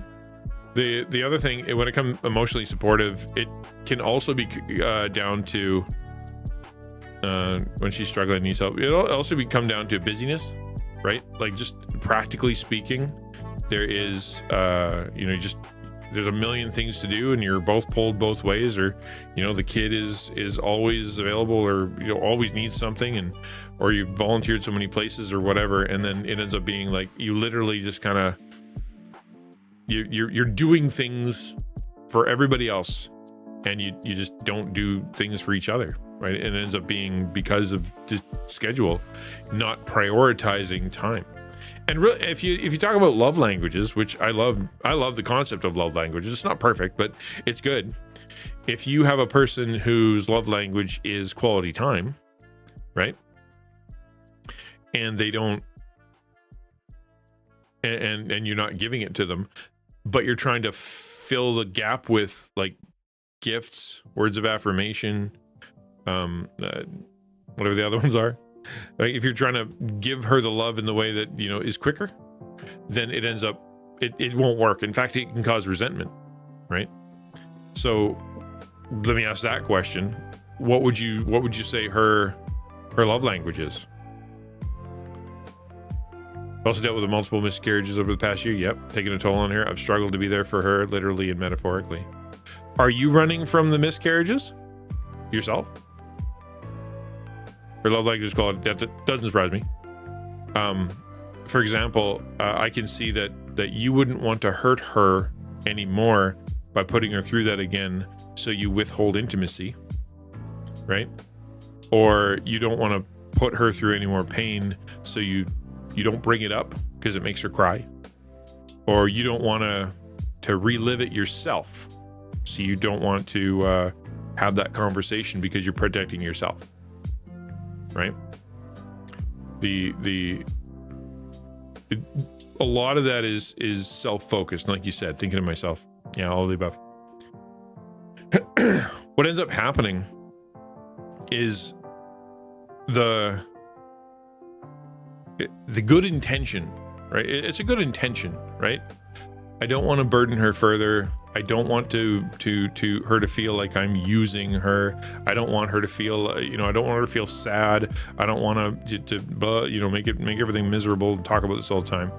And so in your positive, attempt to be positive, you end up pushing her to arm's length. You know what I mean? Because you feel like you're going to hurt her and you don't want to. It requires such a choice, a willingness to push past that, like literally making the decision to say, she doesn't need me to protect her from me. She needs me to explain to her and share with her what's happening on the inside, right? Because the assumption, and I'll sort of universalize it to all wives ever, kind of thing, but the assumption is when you get quiet and when you pull away, she doesn't think, oh, he's taking time. She thinks my pain, the thing I'm going through, is pushing him away, right? That I have failed him, that my miscarriages or my lack of positivity or my inability to get over this or whatever is hurting him, and so he's running away from me. And then there's fear of abandonment, there's fear, and there's an underlying fear that he's gonna go somewhere else to get intimacy, to get a baby, to get comfort, to get a positive conversation, and that creates fear, great fear in the spouse. You know what I mean? And it's not just, and it'll come out in little squeak of, I really wish you'd spend a little bit more time with me. But deep down, there's true fear of abandonment, guilt, shame, all that. There could be a lot of that down there. As I put aside my worry about the pain of the situation, I've noticed that we're actually able to work through the pain better together. I don't know what you mean by put aside. Oh, you put aside the worry about the pain of the situation, making everything worse. Yeah. It's one of the things you could do, if it would help, and it could, is to get that third party. Right. Marriage counseling is the easiest way to put it. But essentially, it comes down to, if you're having a hard time really knowing how to have the conversation, like what topic do we even start with and where do we even begin? Because, it's like trying to untie a ball of wire. You know what I mean?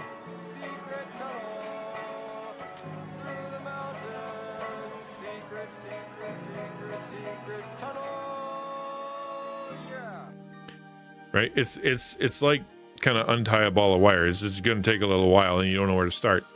So having someone else kind of sit there, whether it be a pastor or be a small group leader or a wise friend or, whatever, somebody who's been through it that you trust, or professional, kind of sitting there and kind of going, okay, this is, our issue isn't that we don't love each other.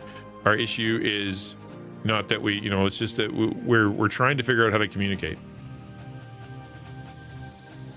Myself and us together. Okay, good. That's good. It's a lot. I mean, it's a lot to deal with. There's eternal consequence, like eternal thoughts, what happens to the babies and what happens to us and what's the consequences? Is this punishment? Did we do something wrong? Why us? We've been working so hard. I mean, there's a level of sort of cruel irony considering of how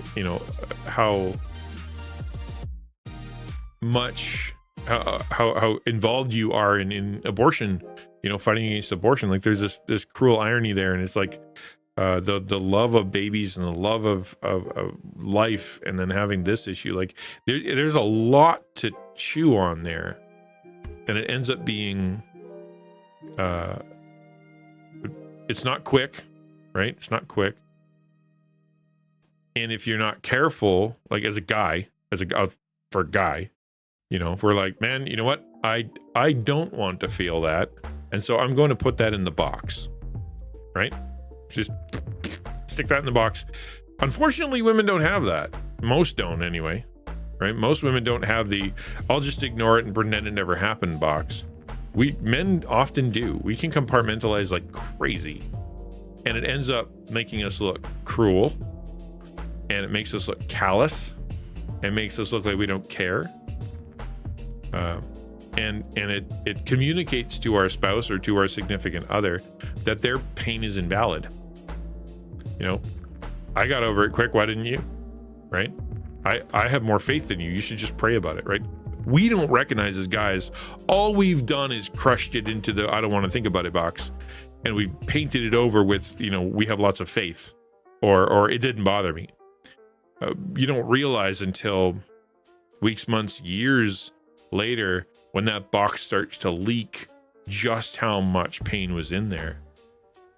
It's so much better to deal with it up front.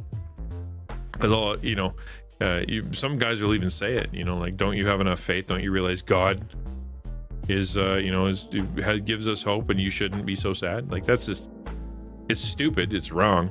And it's just hurtful. It's cruel. But that is tough, man. Going through massive suffering like that, grief, right? Going through grief. Leak like ice cream scooped in a cardboard box. Yeah, it's true. Exactly right. Going through shared grief and you know, I've had my share. You know, it can cause some pretty serious division if one of the parties isn't willing to deal with it or is dealing with it in a destructive way, right? It's like it's not just like you add the problem to another problem. It's an exponential growth. You got the major issue, but since your spouse isn't dealing with it well or isn't dealing with it at all or is dealing with it in a hurtful, harmful way, it's not 2 times worse. It's, you know, 4 times worse. It's exponentially worse. But the fact that you're willing to be, it's uncommon, Gibraltar, and this is the encouragement. I'll say this: it is uncommon for a guy to be willing to choose to step into that counseling place. 90% of dudes won't. They won't do it. They will say counselors are dumb. They will say that guy doesn't understand me. They're all just quacks. They're just in it for the money. That person doesn't have the same religion as me or the same faith as me. That person is obviously on your side. That person hates men. Whatever. There's like 1,000 million excuses that guys will give so they don't have to open up that I don't want to think about it box. But if you love your spouse and you believe that healing is more important, then you have to dig around in there. You got to deal with it. You don't have a choice. That sucks though, bud. It really does. Yeah, it really sucks. Working through pain and working through loss and working through major things like that. Some people don't really grasp it. They don't really get it. You know, it's like, well, let's just talk about it. Like, because it's big, it's huge. Every time I push that button, you know, it hurts, and then I can't walk anymore, and I can't talk anymore, and I can't think anymore, and I don't want to go to work anymore.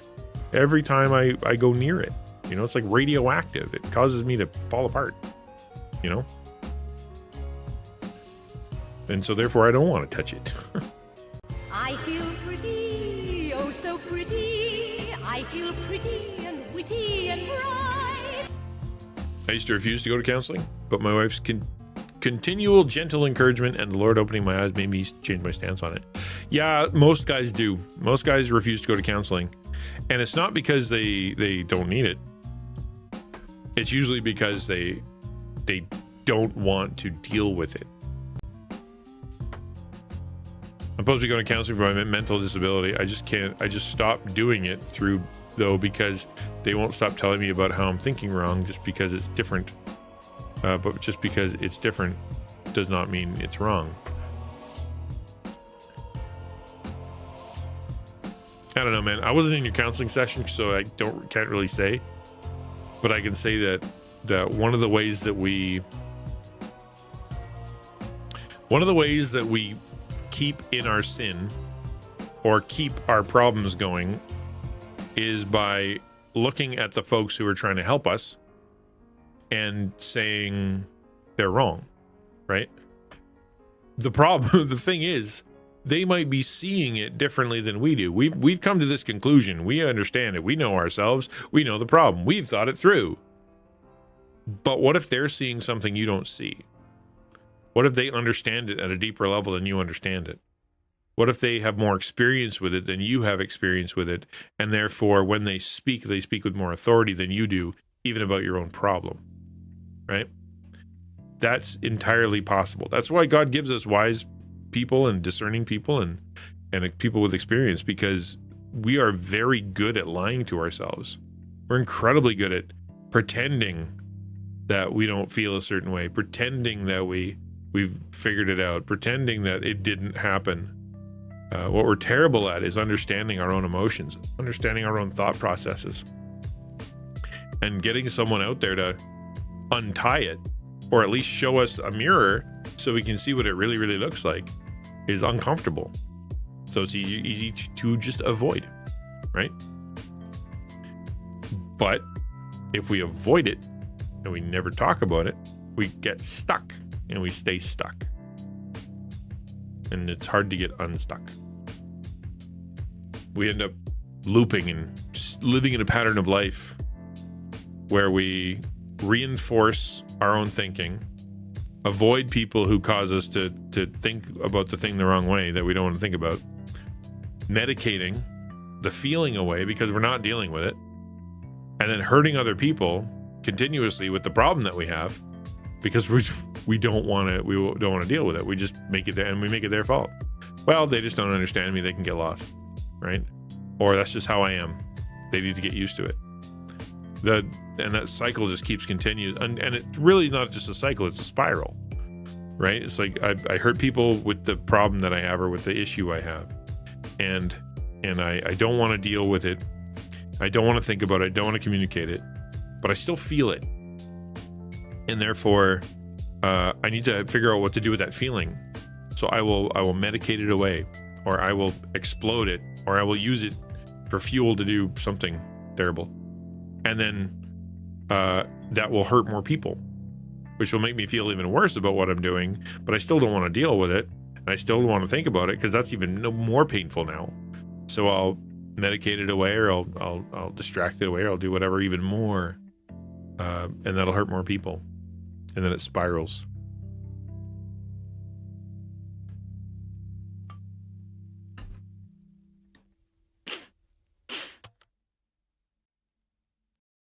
Hurt people. Yeah. I mean, most of the time they just show me some ink blots, and then I had to try to give one of 3 different answers, and I didn't give any of them because I didn't see any of them. I don't know where you went, but that is an incredibly basic start. You know what I mean? It's like it's like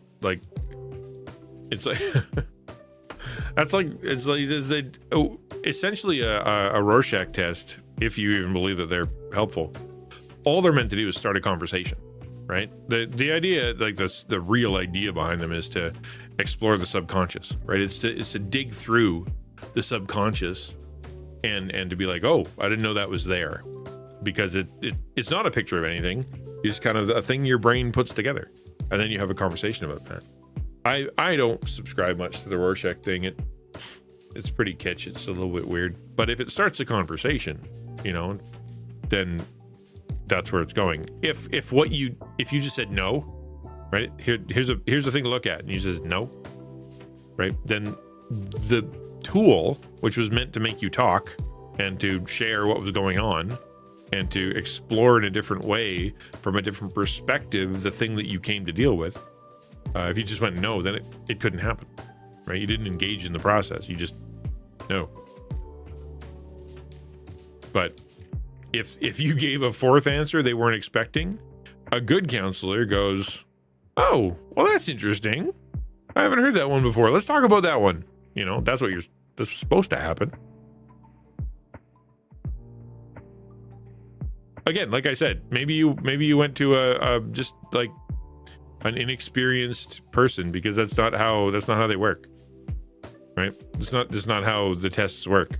There's never only 3 answers ever, right? It's even if you get a diagnosis, you're BPD, it'll be well, you're BPD with these 8 of the 14 traits, so you know, and it's a different rainbow of traits than other people have, you know, like this is your unique version of the thing, and that's, you know, that's what ends up happening. You end up using that to navigate, to figure stuff out. Well, if they did that in the Rorschach test, man, I don't know. There's no thinking wrong in the Rorschach test. That's impossible. That's like looking at a rainbow and saying, what do you think? And there's no wrong answers, right? It's like, that is a spectrum, as the sun through the rain clouds have demonstrated the bending of the light, or wow, pretty. You know, there's no wrong answer. I've yet to officially see a counselor or psychiatrist. What stops you? What keeps you from going?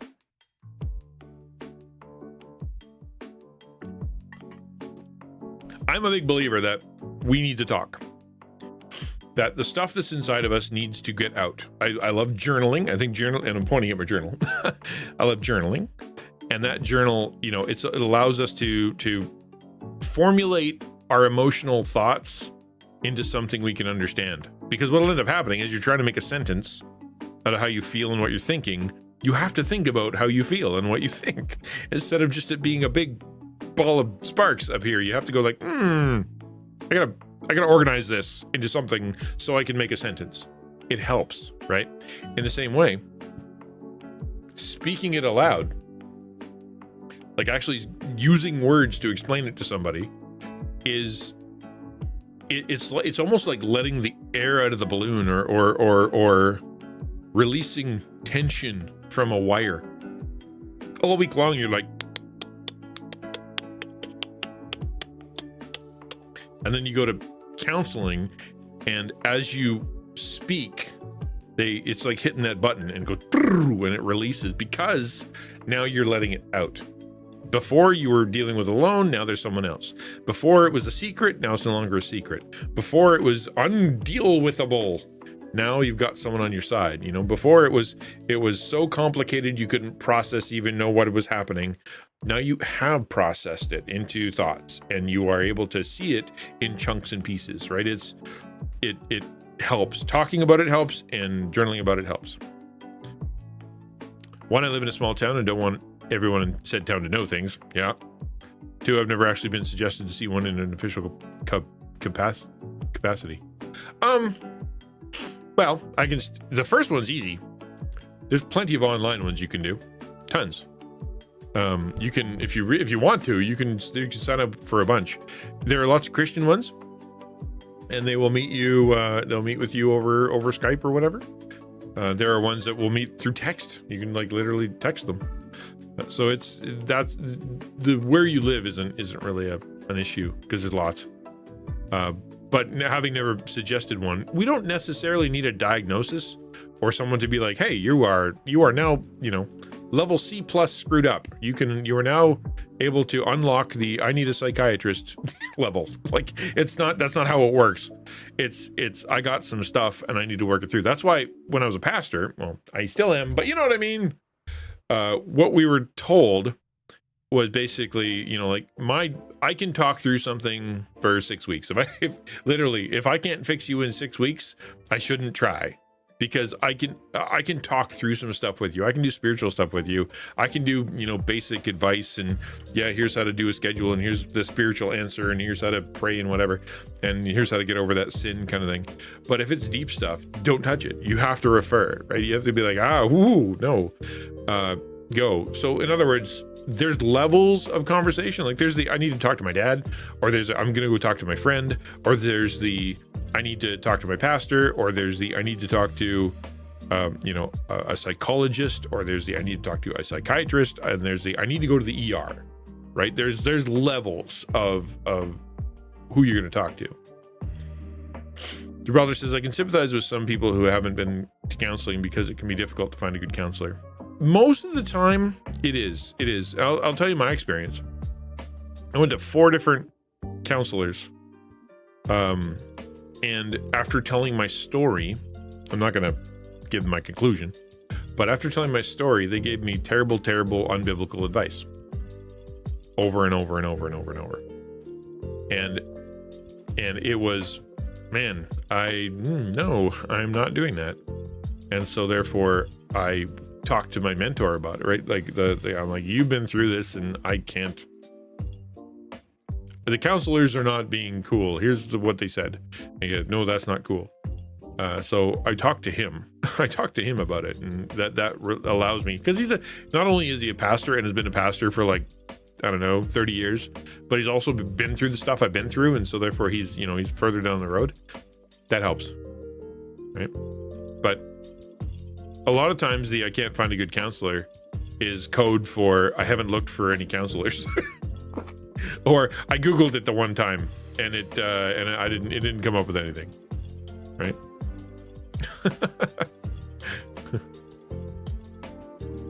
A lot of people, when they look at like words written down, they see words, but my mind sees letters over the words. I had to sit there and think about it for a second before I can see the words.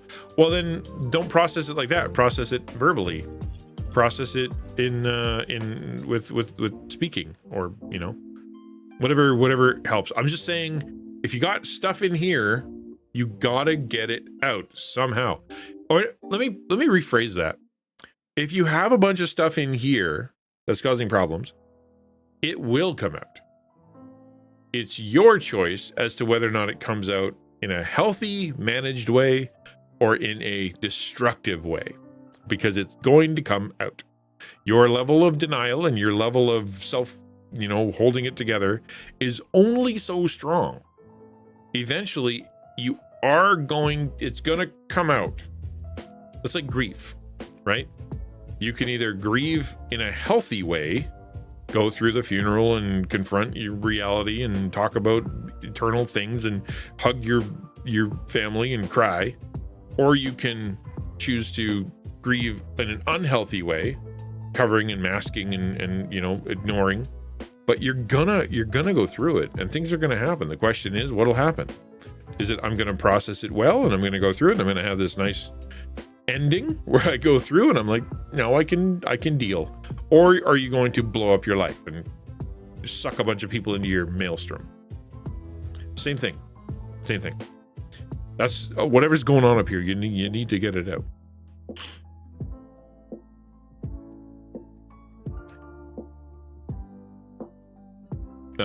I believe everyone needs therapy at some point in their life, like big events, marriage, graduation, death.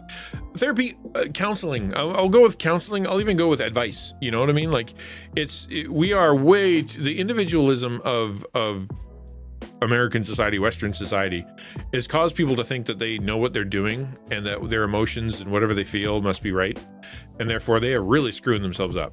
They like, you can't tell me how to do marriage. I will figure it out. Or I will, you can't tell me how to parent. You can't tell me what my future should be. You can't tell me how I should be educated. You can't tell me how to deal with my own thoughts. You can't tell me about who God is. You can't tell me yeah, I can. Because we've been doing this for thousands of years, and we've got lots of books about it. And you have not been through things that nobody else has ever been through. I promise. So we have precedents. Right? Like we can, you're not special. But always, like, if you talk to your pastor, man, or talk to a pastor, start there. And if the guy's like, wow, you really are messed up, let's get you some help. At least then you've got somebody to help you out. You know what I mean? But as long as it's yourself, you guiding, it's basically like you standing in a boat with a fan, like a boat with a sail, and you're like with a fan, and you're doing this. And you're like, man, eventually this will move. I'm sure it'll work. It's like, you can't. It's not how it works. You need external forces to make that go. It's like machine. Schedule maintenance over the machine, or it will schedule it for you. Yeah, exactly right. It's the government that wants me to have counseling. I've already found ways of handling it. I have jobs take care of my dad. I can live perfectly normal life despite the mental disability. Yeah, okay. I agree that, you know, figuring out how to cope and all that is good. But I also don't believe that any of us are capable of doing it alone. Right? There are things that people know that you don't know, that if you did know would help. All right, people, lurking, but wanted to add something that I've discovered lately. In America, there are things called warm lines that you can call free anytime and talk to somebody about anything. The volunteer answering is a peer.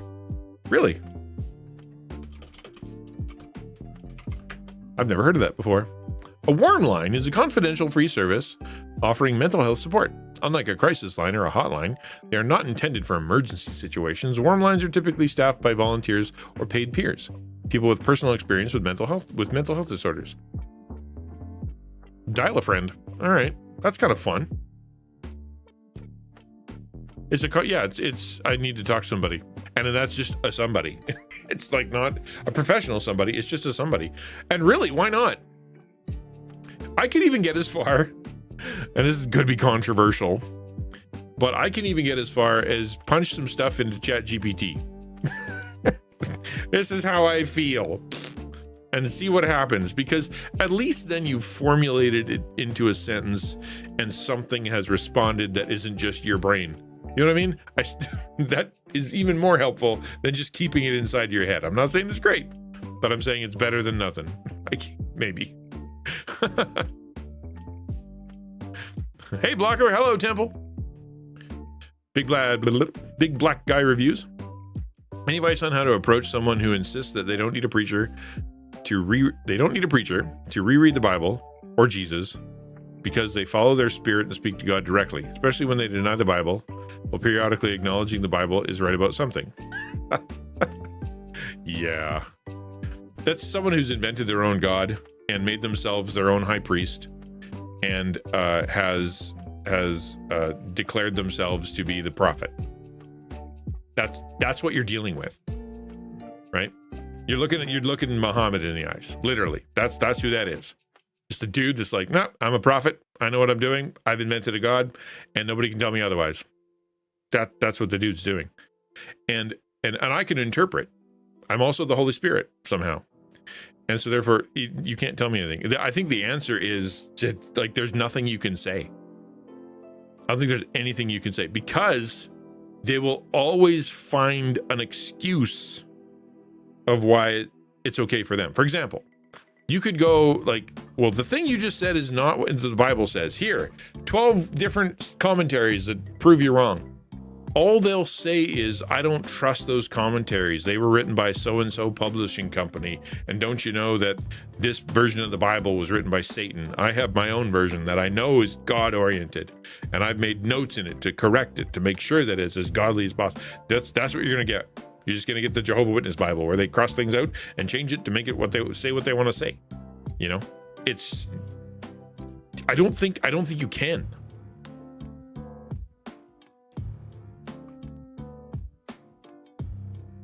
Like, literally, I think that's just pearls before swine walk away. I use Call of Duty. Well, and to be fair, that is part of it. Like I don't think you should use Call of Duty as therapy, but I think that playing whatever game that makes you chill out or whatever, or helps you, is a good thing, and that you can. The problem is when it becomes the only thing. Because then what happens is it becomes God. It becomes the thing you give your offering to, the thing you get your hope from, the thing you get your peace through, the thing that gives you answers, the thing that builds your community, the thing that connects you to the divine, the thing that you worship. Like, it's the whole thing. That's what'll happen. You know? That's what'll happen. And you can't make it the whole thing. It's got to be a part of a greater thing. I'm not worried about counseling. It's just that I want more proof than some random ink blot. Dude, oh yeah, for sure. Yes, I agree with you. Better, yeah, if the whole thing is a Rorschach test and they're like, nope, then yeah, find another counselor. Hey Ninja, I hope you're having a blessed day. Thank you, Poodle Pirate. I appreciate that very much. I am having a very good Monday. A very good Monday. It's been a lovely chat. What have you contradicted their statements? It doesn't matter. Literally doesn't matter. Like, you're talking like Pharisee levels of denial. They're looking at Jesus in the eye, who just raised the dead, and be like, oh, that guy's the worst. You know, like, that's what you're dealing with. There's nothing, you can't penetrate that. It's impossible. That requires an absolute miracle, because if you're talking to like literally the Prophet Muhammad, who believes themselves to be the pinnacle of a brand new revelation from God, and nobody else can say otherwise, what are you going to do? Out prophet him? You know, it's not going to happen. I've had conversations that like that with Christians who were leading a Bible study group, where they just say, I don't agree with that, about very blatant commands. And I'm like, why are you here then? No kidding, right? I've heard people like being like, I don't like Jesus. I don't think when Jesus did that, that was right. I'm like, you what? The what now? Yeah, that was a wrong decision. He shouldn't have done that. What? It melts my brain. You know, I love me some games, but God builds me up and controls my life. I mean, and exactly, right? It's you are a very you're a multi-something person. You are more than one thing. You are heart, soul, mind, and strength. Okay? You are emotional, you are spiritual, you are intellectual, and you are physical. Each of those areas of your being requires maintenance, and it requires it in a different way, and each one pulls on the other. If you feel sick, then you are going to be emotionally down. If you are spiritually disconnected from God, you are going to feel crappy. You know, if you don't learn, if you don't do anything, you turn your brain completely off, your spiritual life is going to die. Like, they're all connected, but they all are maintained in a different way.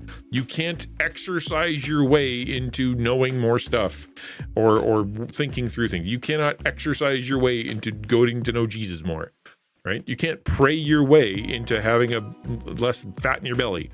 It just doesn't work that way. Because you are a multifaceted person, you need multifaceted care because you're such a complex device. And so saying, I only need one thing, I only need the games, they do everything. Like, no, they don't. They do like one thing of 100. I'm good. I'm glad they did the one thing. You're 1% of the way there. But they are not, it's not everything. Right? Same thing with spiritual life, right? Everything is God. It's all God. Everything's God. It's all God. All I do is I pray through everything, and all I do is pray all the time. Like, not even the Bible says that that's how it works, right? Like, you literally, it's like, here's how faith works, you know? Faith, and then you need to do works, and you need to have generosity. Those faith needs to be tested, but also you need suffering, and then you need to have times of understand that within the suffering, there's also times of joy, and that you can be content in all things, whether you're rich or not, or like it's a huge amount of stuff, man. Like, you're a very complex thing. And you can't just have one thing be everything. It's impossible. You can't even do alone. Like, the Bible's like, no, it's not good for you to be alone. You need other people. Do not stop meeting with people. It's a sin, right? Never is it just you and God, ever. Government will not give me another one without a whole argument. Yeah, well, I can understand that. Honestly, I felt the same way, dude. Like, after the 4 counselors, I'm like, I'm not doing this again. I tried 4 times. Thank you for the follow. I appreciate that very much, Billy Goat. Like, I'm like, man, there's got to be a better way. But what I didn't do is give up. I didn't say I don't need it. You know what I mean? I said, I got to find a way to do this that's going to work for me, because I do need it.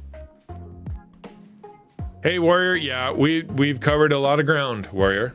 A lot. Or they say, I know that's just what it says, but I really don't think it means that. Yeah, exactly. Yeah. I think I heard that. It actually means, I remember one time a pastor said, or I think the Greek word, I think, means, like, let's stop thinking and actually look it up, shall we? You just watch me. I'm a 7th degree black belt prophet. I'll out profit anyone. No kidding, right? And kill anybody who doesn't, you know, oh, you're out profiting me. Suddenly you're the enemy. I have bad news for you. God says you have to die now. Then I win. Yeah. Sorry to interrupt, but I found that George the cat was euthanized. Please pray for Primus. Details in the Discord. Okay, that's all. I don't know who that is, and I don't know what happened, but I know that when you lose a pet, it's a big deal for some people. Some people really, really get hit with that. I mean, profit. There you go, right? Yeah, Temple. Exactly. I'm already dealing with enough argument at the VA alone. I don't want to deal with... Oh, dude, I hear you. But again, hold 1 second. I'm getting water.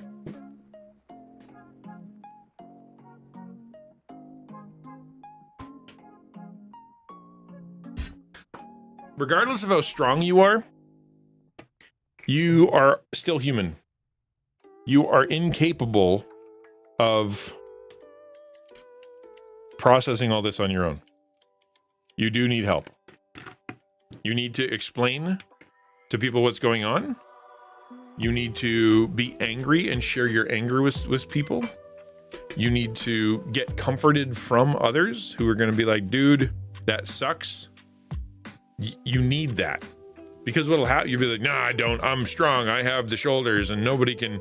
I'm super strong. What'll happen is you will have blinders on to the harm you are doing to others because you're not dealing with it. Right? Everybody's the worst. Everybody's picking on me. Everybody's got, issues. Everybody's stupid. Nobody's around me and nobody likes me. Like all that stuff is like in your head. And it actually what's happening is because you're not dealing with things appropriately, you're hurting others and you're completely seeing reality wrong.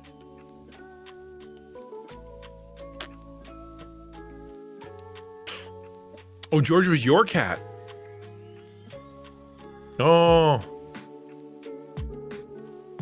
What? I'm sorry. I still don't understand. George was my cat too, but it'll hit Primus hard. I'm sorry. I don't know who Primus is.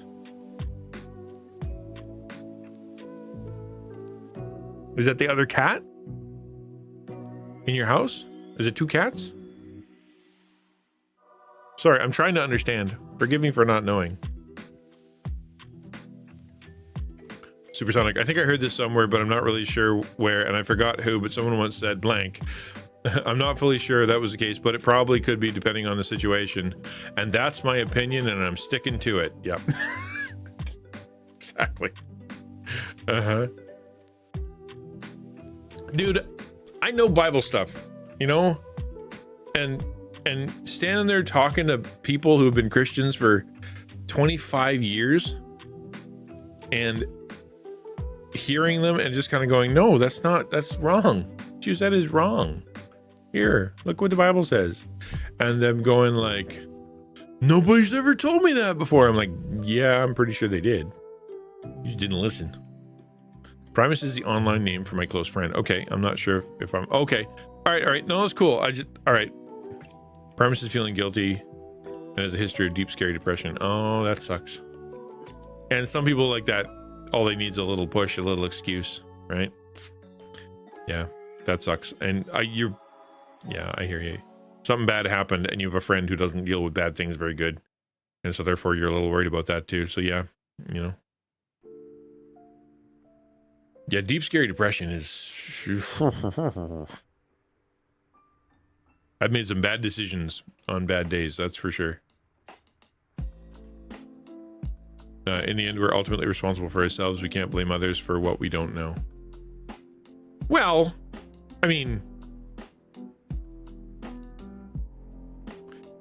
Kinda. Like, if you grow up with parents that, like, literally just denied reality, and you didn't know the stuff, what you're responsible for is when you find out that you're wrong, or you're responsible for checking to see if you're right. You know what I mean? It's one thing to have an opinion. Everybody's got opinions. It's another thing to test your opinion. Many people won't do that. For example, like if they watch the opposite news and that opposite news says the opposite thing, instead of going, wait, that could be the truth because they said the thing, I should look into that and see what's true. They go, well, since they said it, it can't be true. Therefore, I don't believe it. And they reinforce their own thought simply because someone else had another opinion. Our truth is important. We're looking for truth. We're not, even if it changes our opinion, we still got to go find truth.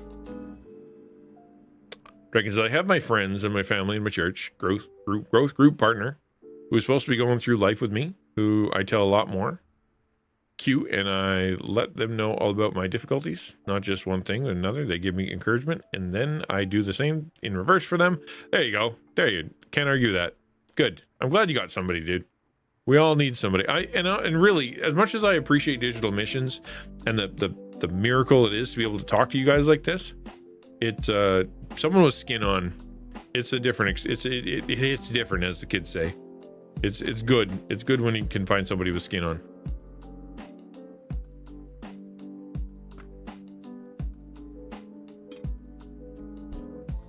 I recently had an encounter with a longtime friend about a certain topic in the Bible.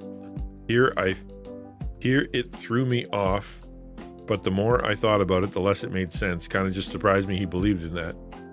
Bro, the rabbit hole doesn't have a bottom for stuff like that. Oh my goodness. I think my favorite one is, I've said it before, it's my favorite one is, everybody knows that God only gave one version of the Bible to every language on earth, and the one that God gave to English people is the King James Bible 1611. That's the one he gave to English people. And I'm like, everybody knows that? Really? Some dude told me that when I was a pastor working in a church one time, asking me what I preach out of. Like, I don't know how you got that or where that came from, but that's banana. You're bananas. Yes, that. What I mean is, why don't we just investigate ourselves once we have been given the opportunity and not rely on what other people say without checking it ourselves? Well, it's a lot of work, Poodle, for one. For two, we really do convince ourselves that it's true. That's the other thing. We believe that it's true. Like, for example, have you ever looked at Twitter or Facebook or whatever? You're looking at the feed and you see a headline come through.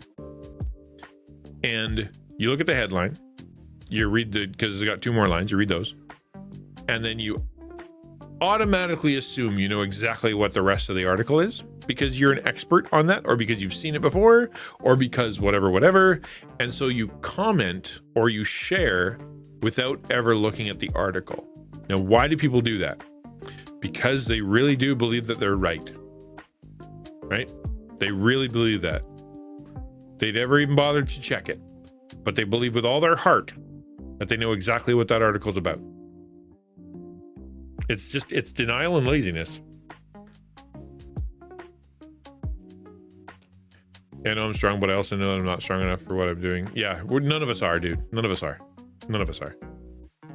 Which in the last couple of years, I have been running into a lot of my Christian friends that believe in off things I wasn't expecting. One of them believes that in flat earth now. I'm like, what? Why? Bro, I'll never understand the flat earth thing. Honestly, I believe it's a troll. It's got to be a troll. It's got to be just, it's like, I'm trying to think of one of those internet kind of things that everybody just kind of does on the internet and nobody knows why, right? Like the game, right? Since I reminded you of the game, everybody here has just lost the game. You know what I mean? It's like that, where it's a thing that exists, and you're like, how? It's got to be a troll. Dang it! I know, right? Hey, Mother Goose, thank you for the lurk. It's got to be. People cannot believe that it's flat. It's impossible. Physics doesn't work like that. The planets don't work like that. The pictures of the Earth don't look like that. You can see the curvature of the Earth from an airplane. That, like, you could fine and drive across, get a boat. Like, it's impossible. Nobody can believe it. I can't process. But then the level of stupid out there, again, is unfathomably deep. Commenting on a 60s video rather than watching the 60-second video, rather than watching the 20-minute video of the truth and details. Yep, that too, for sure. Probably done that, not too often. Skeptical person who likes to find out for myself, but yes. We all, exactly. But that, you ask the question, why do people do that? Well, it's because we fool ourselves. I love the video where the flat earther runs an experiment to prove his assertion, but it proves the opposite. Yeah. Like, remember there was one with some dude who did a laser? He's like, I'm going to do a laser and I'm going to point it at this, I'm going to go straight and I'm going to get a level and blah. And I was like, oh, dang, it didn't work.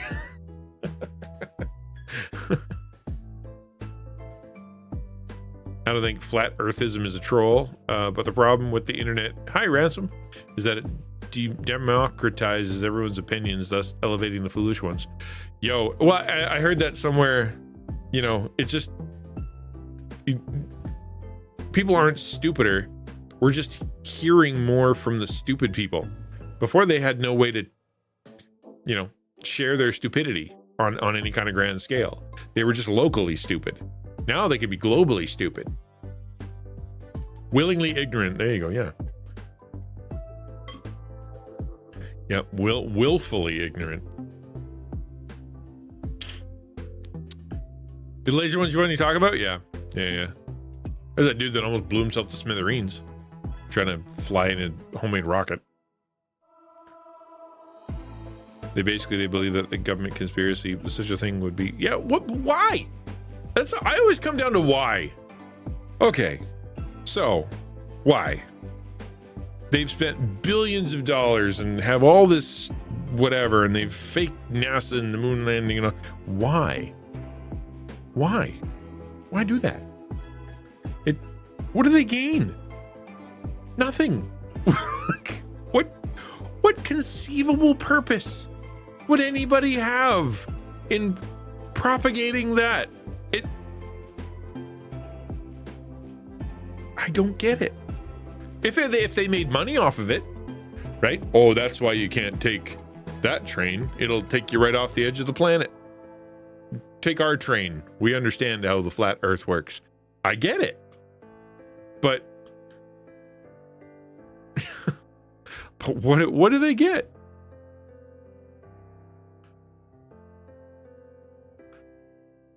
How many congressmen and leaders are known for their lies? Oh, well, all of them? Does anybody ever come up with a credible reason why the government would want to push? Yeah, well, that's exactly like what? Well, you push the lie that the earth is spherical. Touche. We didn't land on the moon, we conquered it. It's got a flag. Although I did hear somewhere that the flag has since turned white because of space raid stuff. 5 seconds of fame, but still, if they're blaming like the entire air industry, like all planes everywhere are in on it, all pilots everywhere are in on it. Like, I don't know. Like I said, the level of stupidity that is available on planet Earth is unfathomable. It's so deep. It just goes deep. It turned white because the moon surrendered. Hooah! There you go.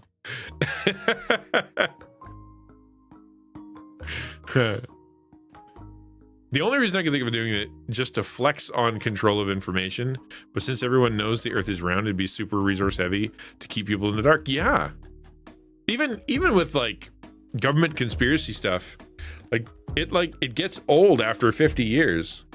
Like they release the information, or at least some of it. It's just like keeping that going for a long time is impossible. Disproving the flat earth theory has been pretty instrumental in turning people away from the Bible. Flat earth is more convenient than not, associated with the firmament explanation people believe from Genesis. Oh, bro. That hurts my heart when I hear stuff like that. Like, it's so, like, it's just ignorance upon ignorance upon ignorance that somehow it ties together. All the ignorance somehow is clouded into something that makes sense to somebody. It's like, you know what I mean? Like the I'm trying to think of some of the other ones. I've heard some crazy stuff, like aliens in Ezekiel. right? Like, if you read it the way that they want you to read it, like, dude, there are aliens in Ezekiel, unless you, like, actually know what it says. And then you're like, no, that's not aliens, right? I use the Bible to support flat Earth and aliens, obviously. There was a possible explanation for a flat Earth conspiracy. Yeah. I mean, I guess, you know, if we did blame Satan, is that what we're gonna do? All right, I can get behind that. Scientists accuse Christians of believing the Earth is flat. I mean, but some like what Christians, man? Like, some scientists are stupid, and that's the truth. And you know, they are. And that's okay. Some Christians are really stupid. Flat Earth conversation hit a curve and flatlined. Bro, no kidding. Aliens in Ezekiel, considering I recently read it. Oh, dude, it's I'm trying to remember. I'm reaching way back into the archives for that one. It's one of the illustrative descriptions of, like, I think it was a saucer in the sky with lights and whatever. I'll Google it, because dang, it's a whole thing. The spaceships of Ezekiel. Okay, here we go. Rock and roll.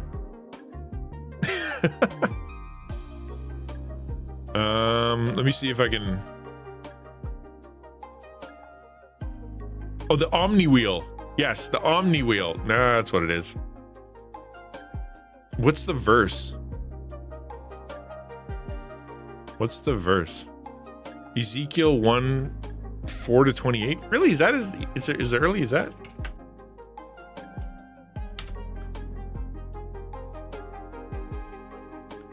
All right. That's a long read. And above the expanse over their heads, verse 26, was the likeness of a throne in appearance like sapphire, and seated above the likeness of the throne was a likeness with a human appearance, and upward from what had the appearance of his waist, I saw, as it were, gleaming metal like the appearance of fire enclosed all around, and downward from what had the appearance of his waist, I saw it were the appearance of fire, and there was brightness around him, like the appearance of the bow that is in the cloud on the day of rain. So the appearance of the brightness all around, like, it's, they basically go, like, they take the illustration and they're like, well, that sounds like a spaceship, you know?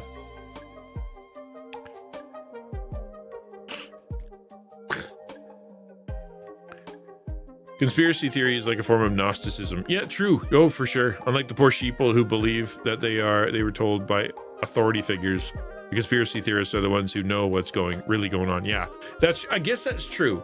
So if there was a reason for it, it's pride, right? It's I need to feel special. I need to feel different. I need to feel like I'm super better than other people. I don't have skills, and I don't have abilities, and I don't have a diploma, and I don't have et cetera, et cetera, et cetera. How can I feel special and smart? Well, I'll just believe something kooky, and then that way I'll be the one with the inside information, I guess. Makes sense. That makes sense. I'm gonna try this Euro cake now. This is a gift from Samus sent to me in her never-ending quest to make me enjoy the flavor pandan. This is basically like a Twinkie with green in the middle. So we're gonna see. It's a Euro cake. I'm gonna try it. The reviews I got from my daughter and son and other daughter were not great reviews. They didn't like it much. But I might. I'm old and I have old taste buds. Here's what it looks like. It just looks like a big old flat cookie, like a spaceship. This is a spaceship. I'm gonna take a bite now.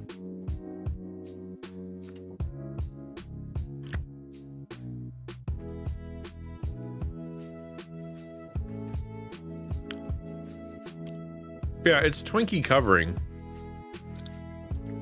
but the green on the inside, it's soft. Yeah, no, they're very, very soft. Yeah. I don't know, man. I can see, I'll say it, I can see why somebody would like this. I can understand, but I think this is kind of in the realm of, for me, like a sugar cookie. I'm not saying it tastes like a sugar cookie. I'm saying I totally get why people like sugar cookies. They're pretty. They're made of butter and sugar. Who doesn't like that? And for some reason, I don't like sugar cookies. I just don't. I don't know. Everybody else does. You know what I mean? But yeah, I mean, like, I can totally get why people like that. And I'll probably come back to it another time. But I don't know. Actually, the Jell-O was better. I found the Jell-O to be better. Thank you for sending it. I really appreciate it. I love having new experiences with food. You know what I mean? Like, I really do. It's one of my favorite things. If, you know, the whole, you ever get those commercials that are like, if I had my $1 million whatever, what would you do? Like, I'd try food is what I would do. And that's because I love trying food. It's fun. I like them without icing. This one didn't have icing. Although I'll try this one too. This is a special Jelly Belly sent to me. Shrimp flavored chips. Oh, dude, I've had shrimp flavored chips. My kids loved them. I'm like, how are you guys eating? They smell like fish and they taste like fish. How are you enjoying those? And they're like, man, they're so good. I'm like, I don't know. Not my jam. So this here,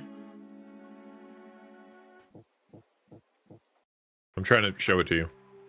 This here, this Jelly Belly, is apparently beer flavored. As in like beer. Not root beer, but like beer. Now, as a Canadian, it's legally required that I at least have tried beer. So I should know what this tastes like.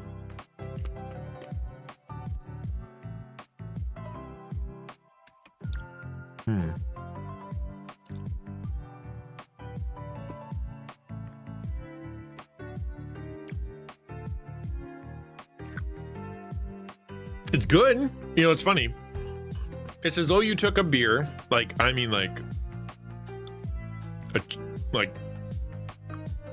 standard Coors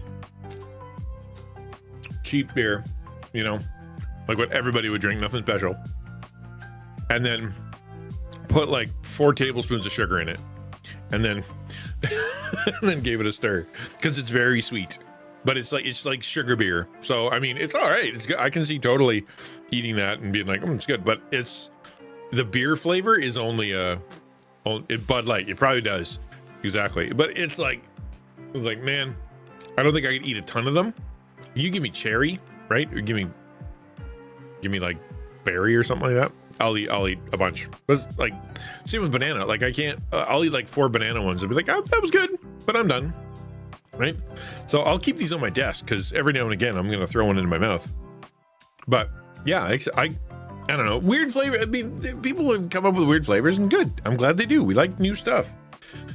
If we didn't have people trying new stuff, we'd all be sitting around eating vanilla ice cream and having nothing else. That's it. Bread and vanilla ice cream. That'd be the all of everything. All right, dudes, it is 2:30. Time for me to turn it around. I will give one more call for the for AMA. Ask me anything. Happy to chat about any topic you want. In the meantime, I'll say please check out my coffee page, !KOFI. I just put a big update on there. Huge, massive update of all the stuff that's happening in my life right now. So feel free to go check that out. You don't need to be behind the paywall to read it. I left it up for everybody. But if you're there, I'm completely funded by donors, so if you'd like to help me out, that's where to do it. Second is on YouTube. Hello, YouTube. Good to see you. I am trying to get to 500 subscribers so I can get, you know, and my watch hours up and things like that. So if you want to help, please tell your friends, come subscribe. Tell me if it's any good, if I need to change things, and then maybe even watch some videos. And then the last thing is please share the channel. I have I've completely saturated my network, shall we say. So therefore, anybody who comes new is going to be because you have, you've told them. You ever punched a nut? Yeah, accidentally. And then I almost threw up. Yep. Yeah. It's not, you know, you're pulling down on something and then you let's go. Been there, man. Hurts. All right, I'm gonna take a little break. If I don't see another question, I'm gonna take a little break, and then I will be back. We're gonna play some Minecraft. I'm gonna get back into the crafting of the mines, and then we're gonna do Twitch interactive. So if you hit !Minecraft fun, and you go over to the website while I'm off, you'll see all the things you can do. And otherwise, it's below in the about on Twitch. So it's all Twitch interactive. So I will. I look forward to. All right. Well, you can always ask when I'm back. All right, I'm gonna go take a little walk, take a little break, get some water. Thank you. I'll see you soon.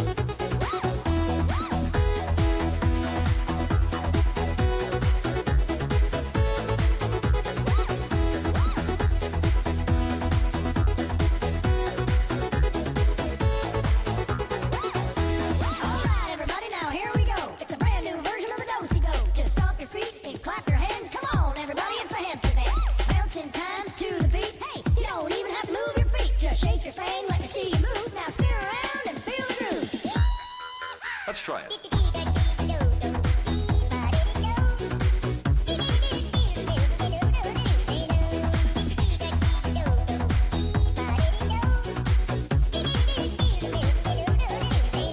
You're catching on.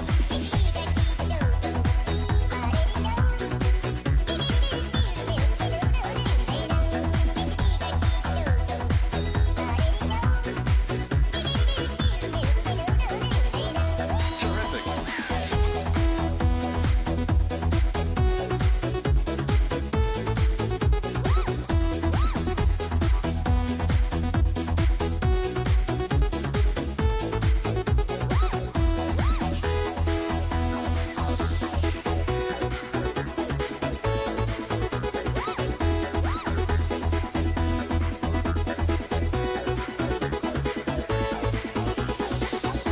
Come on, everybody. Clap your hands. Come on, everybody. It's the hamster dance. Come on, everybody. Clap your hands. Come on, everybody. It's the hamster dance.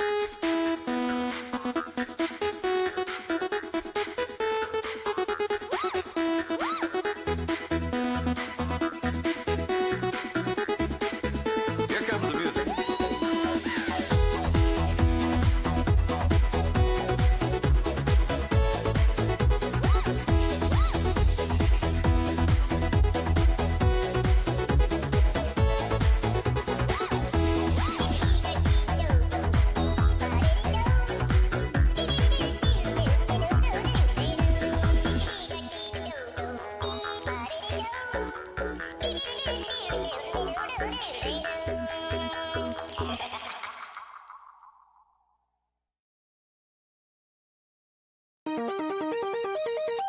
It's raining tacos from out of the sky. Tacos, no need to ask why. Just open your mouth and close your eyes. It's raining tacos. Raining tacos out in the street. Tacos, all you can eat. Lettuce and shells, cheese and meat. It's raining tacos. Yum, yum, yum, yum, yummity yum. It's like a dream. Yum, yum, yum, yum, yummity yum. Bring your sour cream.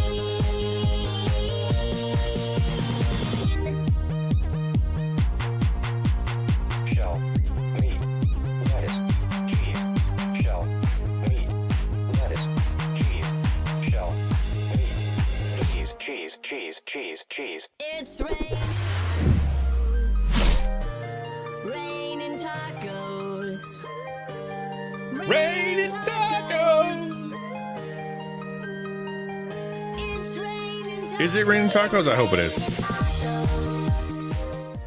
Hey, everybody. I'm back. That's a good question. The something that persists today. I mean, I think of, the Noahic covenant, obviously. I don't think global flood's coming. And so therefore, because he said no. And you know what? This is such an annoying start. We're going to just hold on. There we go. We'll save that for later. That's funny. All right. Yeah, obviously the Noahic covenant, that's a big one. I got the Adam covenant. Yeah, probably that one.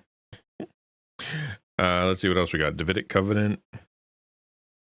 Well, obviously that one is still ongoing because Jesus on David. Yeah. The Abrahamic covenant. So we got still people of Israel. We're still there.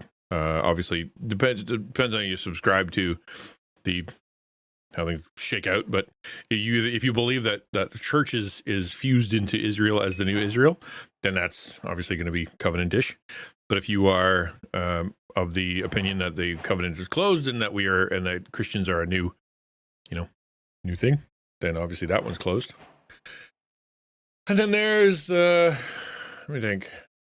Any other ones? There's 7. Can't remember. So I would say probably a few. And it really depends on how you perceive Israel. If we're the new Israel, or if we are a separate thing. That really matters.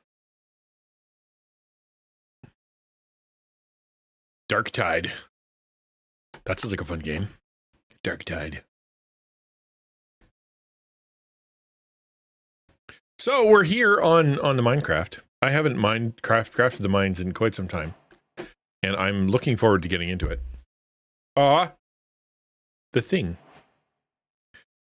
Yeah, well, and that's why. It's because there's two distinct takes on it, right? It's the you know, we are, all the promises of Israel are promises to us. Therefore, you know, glue them all together, and we are now the new Israel. Or it's all the promises of Israel are no longer, because either Israel was disqualified through lack of faith, or because that was for pre-Jesus stuff, and therefore we as the new church, the new covenant, New Testament, if you will, are we have a different thing, you know, so it doesn't count for us.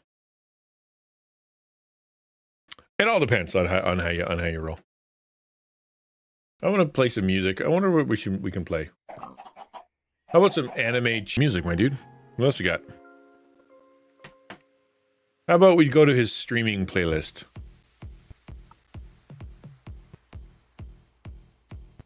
That's something. It's a different vibe altogether, I'll give it that. Oh, great. Hello? Hello? You cannot sleep, there are enemies nearby, right? I will hit them with my axe. Do I even have a bed? Where's my bed? Way over here. Go sleep. Don't kill me, don't kill me, don't kill me, don't kill me, don't kill me, don't kill me, don't kill me, don't kill me, don't kill me. He's gonna kill me. He killed me. Incidentally, this... that sucks. And this music's stressing me out, man.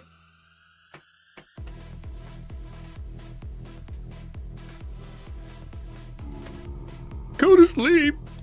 When I go to sleep. Duck on it.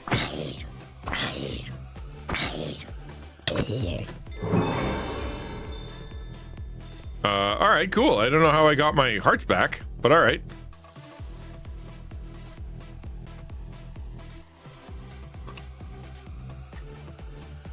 Called Blockverse. Oh, hold on. Just saw a video about VR Minecraft.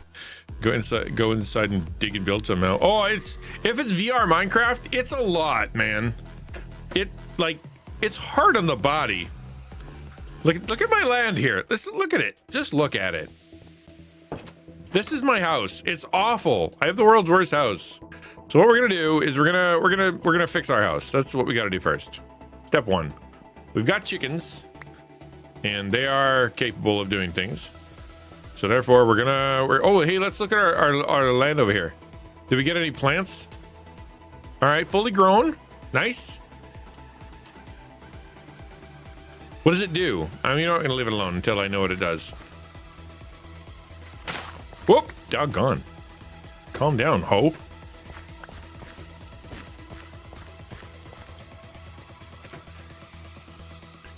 What? How many, did I get any seeds or did they all just disappear? Where are the seeds? Oh, good golly. That was, don't we usually get seeds? We did, 21 seeds. That is a destructive hoe.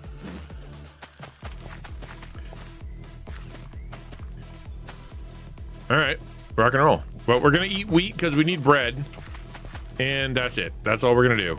Bread forever. Well, they have VR Minecraft. You can do it as a mod, and you can also do it as a, you know, this is really stressing me out. I'm going back to the other one.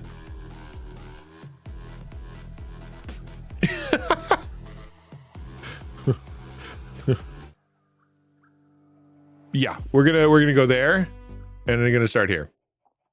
Okay, that's good. It's chill, but it's my level of chill. And it's not super chill. It's just like 90% chill. I'm not going to sleep. Okay, let's build a better house. Holy mackerel! I need tools. I don't even have iron yet. That's what I was doing. I was going down to get iron, and before that, I was trying to get myself some charcoal. Don't you burn? Can you burn, please? What's the problem? Do I gotta light it now? I'm confused. What do you want from me, game? You can't burn this wood?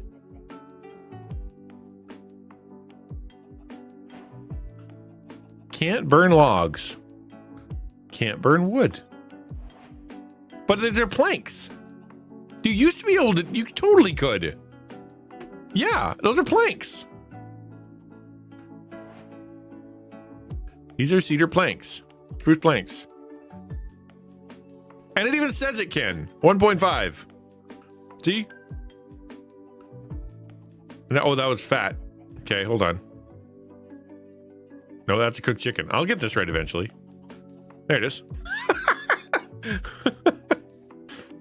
All right, cool. I want charcoal because I want to go dig. Yeah, or what's the term? Mine. I want to mine. So this obviously is not it. You can't burn planks. What can I burn though? Logs. Logs, you say. All right, well, let's do logs then. I don't want to chop close to my home. I kind of like that tree. We're going to go a little farther away. Welcome to the chat room, everybody. What big... Hello, sheep.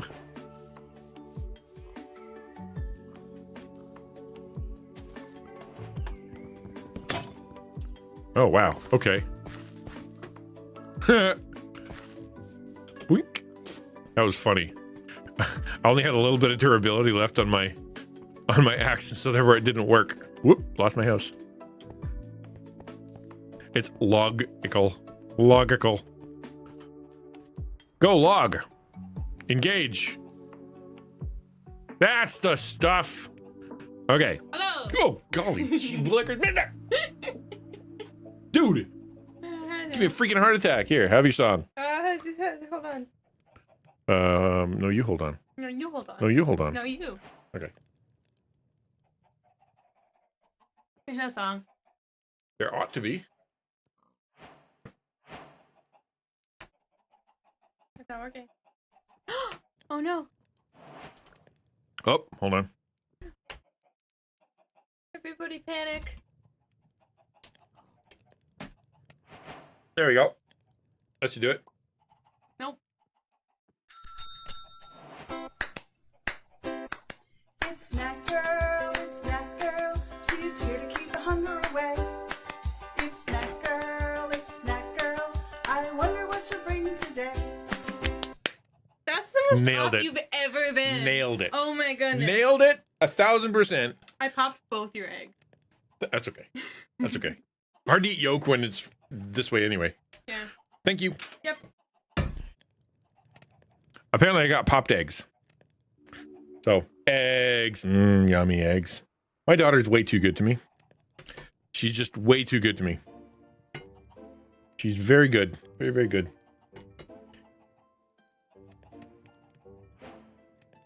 Excellent. Yo. I'm going to take a bite. Before I do anything, this is cooking. So what I'm doing right now, in case you want to know, I'm cooking logs because I need charcoal. I need charcoal because I need torches. That should do it. So if I do this, well, that's not right. What? I made fire. What did I do?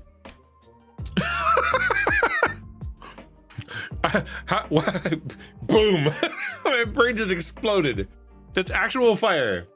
I don't think you could do that. That's not a thing. I'll do this. Pop. Torches. Torches for days. Should be good. I'm gonna put all this crap away.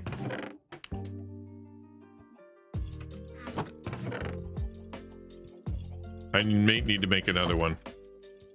Then we can go digging. I didn't play any in between. Oh, look, it's spruce chest. Isn't that lovely? I didn't do any digging because I thought maybe, you know what? I'll just do it on stream. You guys are nice. You don't mind. This is generally speaking the chill side of what we do here. I'm gonna get actually prepared. I have this issue with my poor tiny little brain where I'm like, okay, let's go mine, and then I get down there and I've forgotten my pickaxe, forgotten torches, forgot food. I'm not doing that this time.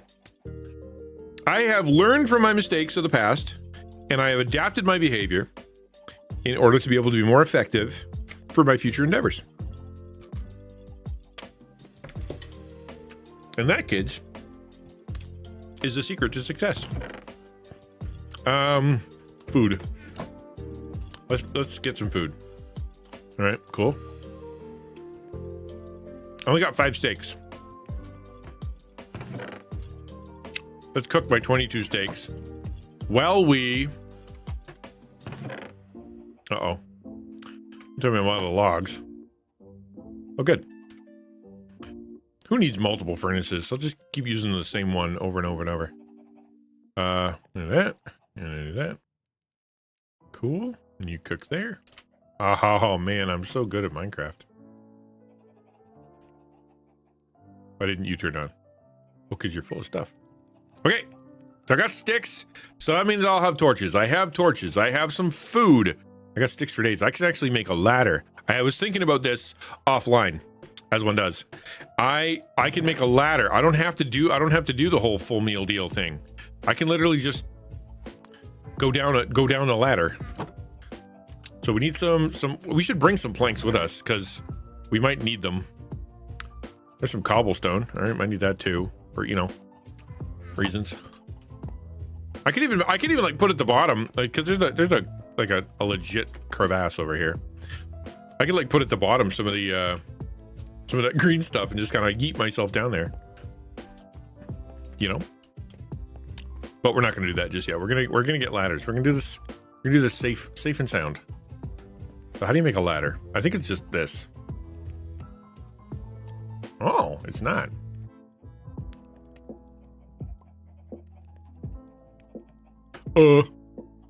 What's the recipe for a ladder? I used to know.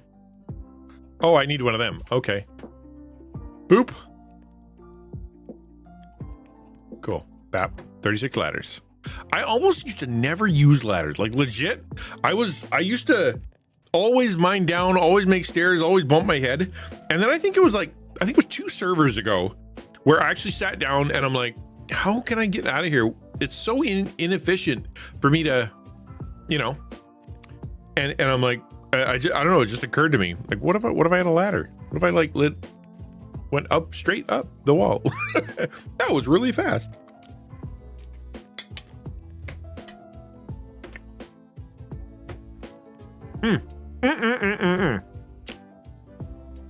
Ladder, torch. Can go on my offhand. How do I can put my torches in my offhand. I'm gonna sleep first. I'm not dying. Thank you, Double Pixel, for setting it to 1. You can change the speed that you go up and down by looking up or down. Oh, really? Far out. That's even better. So let's make a pickaxe or 10 because we're gonna need some. I have rocks. Ooh, 53 steaks. All right, I'm gonna be down there for a while. Is it the plan just to stay there forever? Am I gonna live in the basement now forever and ever and ever? Maple planks. I'll take those 2 just in case. Chicken. There's my meat. Some chicken. What else? I think take more sticks. You can never have enough sticks, you know. But I need rock because I need to make some stone tools. Otherwise, I can't get down there.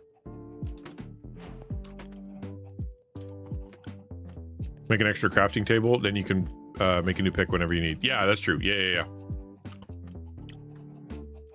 Or put a crafting table on a stick. Though that's a word I don't know. You said crazy things just now. That I think, and then that. Nope, that's not that. I'm a little out of practice. Give me a break.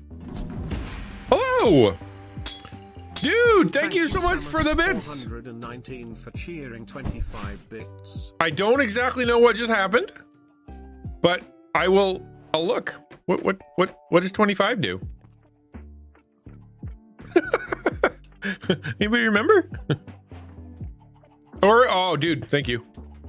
Oh, you gave me beef. Oh, thank you. That's super helpful because I'm always forever forgetting the food. I really do. I actually, when Ligate was here, all she did the whole time was like, eat. You should eat. You should eat. So I'm forever starving myself to death. All right, we're good. We're just gonna go down. Hey there, piggy. We're just gonna go down, and all we're gonna do, we're gonna get some. Look at that, 64 steak. I'm good. We're just gonna go get some, you know, stuff. So as I recall, I can do this. If I point down and I hit this button and I do this, stuff happens. Whoa! Did I get all the cobble? Look at that. Good thing I brought ladders. Jeez. All right. Well, if we're on iron level, then I can just go straight. I don't even. I can just have like a little basement here. Oh, that's a mod. I hit the tilde, and then when I do this, it uses as much. It makes a bunch. All right. Neat freaking neato. All right. Cool. Yeah, that was cool. Hey man, you know you're invited to this server, right? You want to come on here? There are I think 180 mods or something. Many of them are lifestyle mods, just to make your life a little easier. They're not meant to be like super crazy. They're just meant to make life a little easier on the old Minecraft. Like, what's easier, right?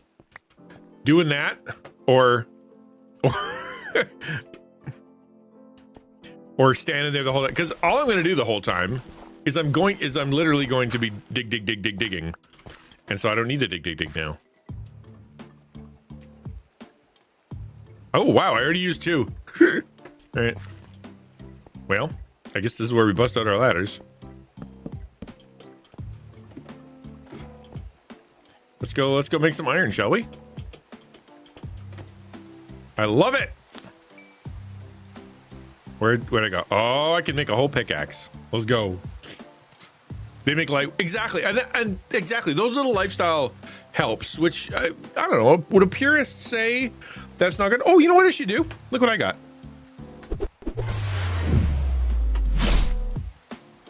Yeah, that's better. Yeah, I think a purist might say, you know what? Actually, that's kind of cheating and that you're missing the experience and it's supposed to be meditative, blah, blah, blah. Am I digging a hole? Yeah. I don't actually know that song. I just know the meme. My kids are so funny that way. They'll sing a song or part of a song, or they'll say something or they'll quote something. And I'll be like, oh, that was funny. What was that from? I don't know. I saw it in a meme. Oh, that's a cool song. Oh, that's literally, I only know the 8 seconds of it. Like, okay.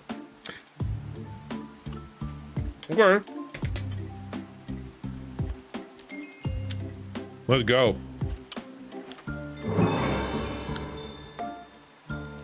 Calm down. It's just a pickaxe. All right. Calm down, game. It's just a pickaxe. I didn't kill the dragon. Actually, you know what I can do with that other? I can make a shovel. I can shovel some of this stuff. That helps. I got meat for freaking days. I should listen to it. All right.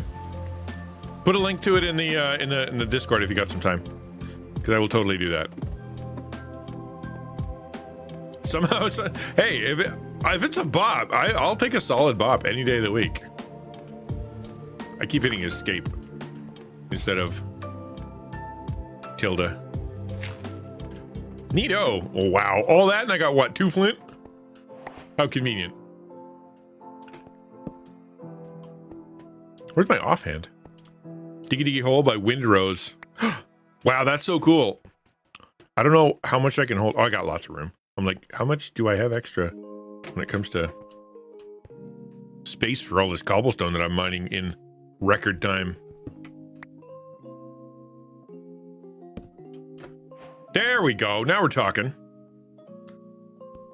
Wait, what if I do that to this? Nope. It makes you mine the iron the hard way. Like it or not. I hope that's iron. Raw silver? Silver? Can I make a silver pickaxe? Is that a thing?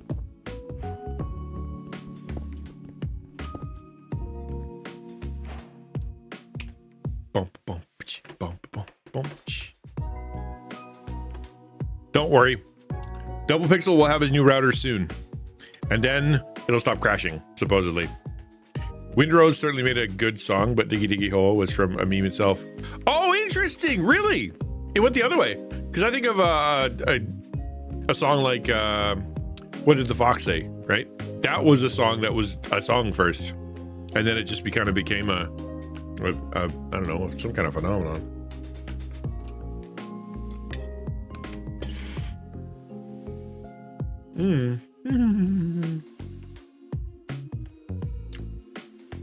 Eggs on toast, man. I think humanity has invented a lot of good things. But bread and butter, I think that might be the peak. That that literally might be the top of the heap for the best invention of all time is bread. And I know gluten-free people and paleo people and all the rest of it are like, bread bad. Well, I mean, fair point, Samus. What about cheese? Okay. Cheese, let's go. Yeah, okay. Bread comes in a second. Actually, cracker, which is the form of bed, comes in second.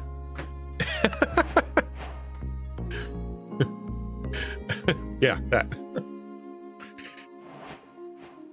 Oh.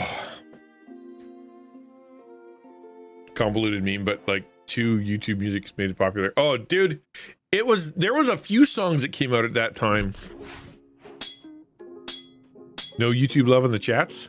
No, sorry, bud. I'm gonna do mirrored for a while. I think I'm actually gonna shut down YouTube chat.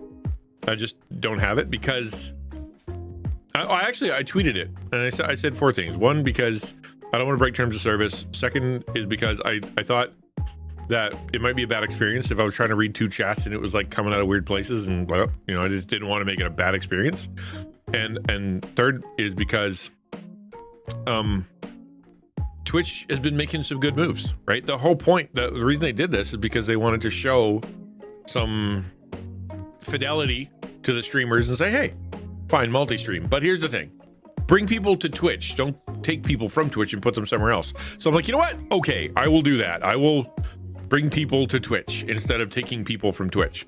So let's try it. See what happens. I'm not convinced that it's the best move. That's a lot of silver. What can I do with silver? 2 people. Well, I mean, exactly, right? I'm a live streamer and I'm okay with that. Well, this is modded Minecraft. So therefore it has some interesting stuff. Like, for example, demon pigs. It's got demon pigs. What? Why? 'Cause it does. All right. Can I do this and then point down? Oh, I'll bang it out. Nope, still not right. Nope, still not right. Stop! Stop doing that. Oh, there we go. And no more. And there's iron! Doggone it. I just realized that one of the downsides of doing that is the fact that I could legit bomb right into a cave and just let monsters in. Calm down, game. That's unnecessary. Or magma. Yeah, exactly. Yeah, I never really thought about that. I mean, it's convenient, but you got to be used wisely, I suppose. What can I make out of silver? I have a ton of it now. Oh, well, should I go to sleep? Hold on. Whoop. Why am I bed outside? Because I don't have a house. I'm gonna have to make a castle. Maybe I should just take the cobblestone and make a house now. Because 'tis the season. Oh, rainbow! Dude! That's so cool!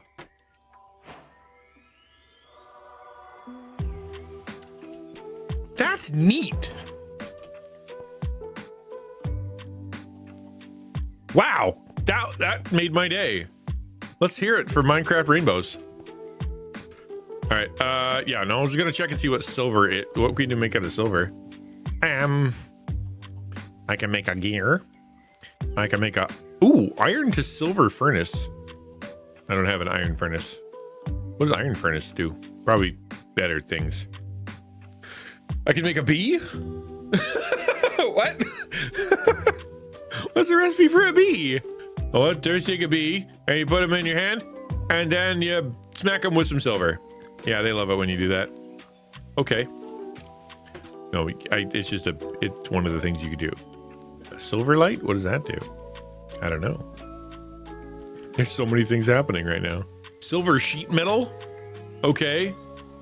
Some silver facade. I could gussy up my environment. We'll gussy up later. Right now we're gonna put all my silver ore wherever that went. That's weird looking. Looks like the moon. And then we're gonna build a house, but we're not gonna build it here. This is now the temporary shed. That's all it is. It's a shed. I'm gonna make a seemingly worse house up here. But I still need my iron. Okay. This is me playing Minecraft. You think you have ADHD? I have Minecraft-induced ADHD. Okay? It's just how it works with me. What are you? Ow. Element. Inert crystal. Well, I don't need inert crystals. And I don't need silver. I do need a pickaxe, which I forgot to bring. I told you guys, I keep forgetting how everything does. It's so hard on my tiny little pea brain to try to remember everything. There's my stick. And I got a wood. Let me make a wooden pickaxe. I guess I make a stone one, actually. Oops. Now that I think about it, I have cobblestone, so I don't need a wood one. Okay. And let's go like this. I can't strip mine here, can I? No. Yes! Did it drop? How much iron did I get? 7. Oh, it did. It gave me all the iron. Well, that's convenient. Yeah, I'll flatten the area. Yeah. Okay. And then let's go up and cook our iron, and then we can make some iron tools, and then we can make a house, because that's more fun. Is it me, or is it always dark outside? Okay, there we go. I love the environment. It's so pretty. We're gonna go on some adventures, guys. So this is just me prepping. So there are places to go here. There's actually multiple biomes. Like literally there's a bunch of biomes you can have. You can do all kinds of, hey Og, how you doing, man? There will be lulls. I hope there will be lulls for you. Yeah, the shaders are good. We had a rainbow earlier. It was so pretty. I think it was that way. Because it rained, man. I'm digging it. We had a really good talk today. I'm glad to be back on the old Minecraft. You know. Oh. All right. I'm back. I'm glad I'm back on Minecraft, but I'm also glad I'm back on Twitch. I was actually kind of feeling literally uncomfortable on YouTube. It felt weird, and it sounds strange to say because of how like. It should be identical. You know what I mean? It should be exactly the same. There's no difference between Twitter or Twitch and Minecraft, really, practically speaking. They're both streaming platforms. So what's the issue, you know? Well, I think the issue was the fact that I couldn't get my head wrapped around. It felt weird. Did it feel weird? It felt weird. Okay, good. Not just me. The power hoe. Let's go. Love me a power hoe. Can't argue with power hoes. And yes, it is really hard. Ooh, hello, hoe. It is hard not to make hoe puns, but I'm not, because I'm an adult.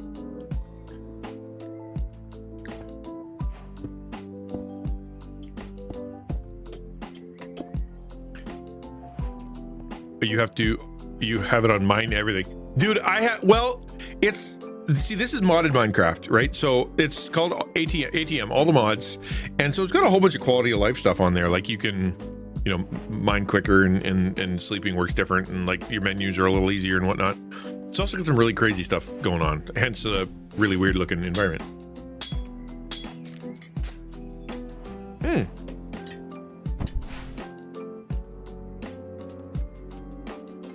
Right.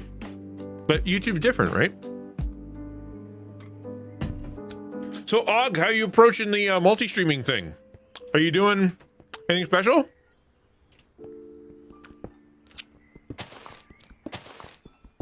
I'm gonna mine this by hand so I don't mine a hole into the planet. I'm not trying to make an entire planet worth of hole. I just want to get rid of this. That's all.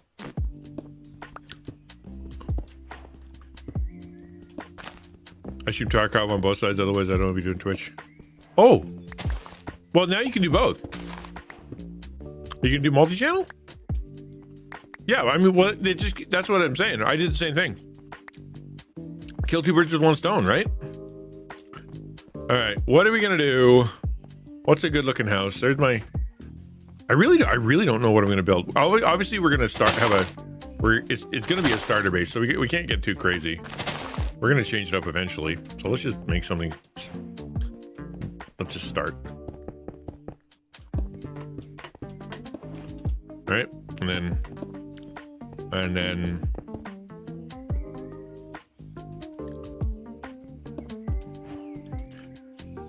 we're not multi-stream. Still trying to get our daughter to do clips of us, right?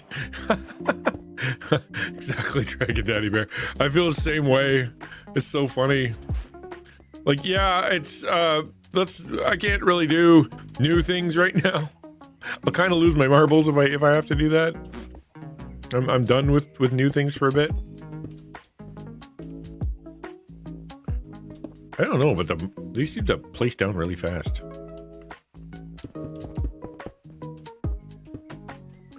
All right. I think, to me, I've got the best of both worlds, and I'm on YouTube. I can feel like I'm on YouTube. It's not really weird. It's just weird enough, you know? Cool. Our stream is really just an excuse to play. And I've said that a million times to people. It's about intentionality. It's not about doing right or wrong or whatever. It's okay, what are you trying to accomplish? And if the answer is I'm trying to make a stream that grows and I'm gonna be using it for evangelism and I'm gonna make $1 million from it, well then it has some consequences, right? You're gonna have to stream a certain way and go a certain thing and take it a certain level of serious. But if you're just having fun with your daughter, then you don't need to go crazy. Yes, I do only, what? Hold on, what? Yes, I do only am doing both at same time. With Tarkov, though, the other stuff is oh, okay. You know, it's funny you say that. I'm a streamer on Twitch. That's the way it is. I actually kind of felt that way too. I'm like, you know what? Why can't I just be a Twitch streamer? Why do I have to super overthink everything? You know what I mean? Like, why do I have to, everything has to be only growth all the time? What's the perfect move here? You know? And really, really stress myself out over it. Like, really stress myself out over it. I English first. Oh, still doing the move? I remember you said you were doing the move, but I wasn't sure if you were done. Because Twitch is a limited audience of live where most content. Yes. Well, not just time shifted, but like people have certain, in my mind anyway, people have certain expectations of different platforms, right? And YouTube and Twitter are trying to be all things to all people. They're doing their best to come here for videos, come here for music, come here for podcasts, come here for live content, come here for recorded content, come here for shorts, come here for pictures, come here for community building. Like, that's what they're trying to do, right? It's absolutely, they're trying to take over everything, which fair. If you can take over everything, take over everything. That's how it works. And after being on YouTube for a solid 5 minutes, like I was for the last 2 weeks, I can say I vastly prefer streaming on Twitch. I think it's cleaner. I think it's more fun. I think it has a better pedigree of streaming. Like, it's definitely something that you can do a lot more with. Like, I said to Stream Elements in their Discord, I'm like, do you guys have anything that I can do for if I streamed on Twitter? Like, could you even display chat? And they're like, nope. Couldn't if you wanted to.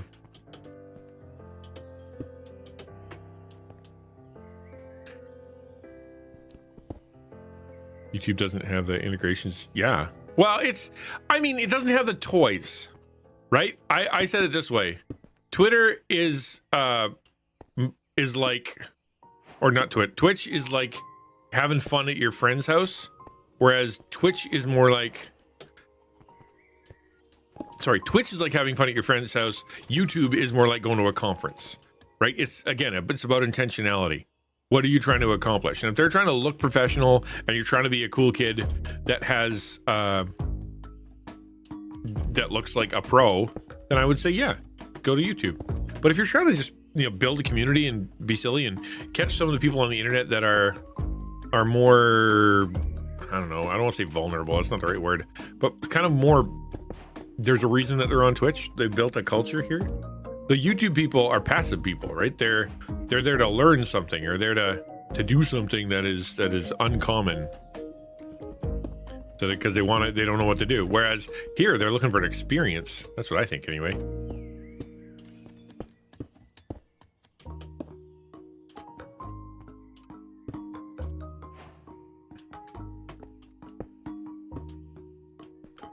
Yeah, it's so. That being said, right, it means that you got to play it a certain way. You can't just decide that you're going to be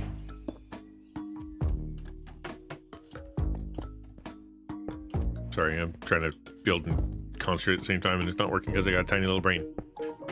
You can't be all things to all people in all places with one kind of content. Like he was talking about with Tarkov, right? Like, I do VODs, I do Tarkov, and that's just what I do. So, I'm not going to try to be everything to everybody everywhere.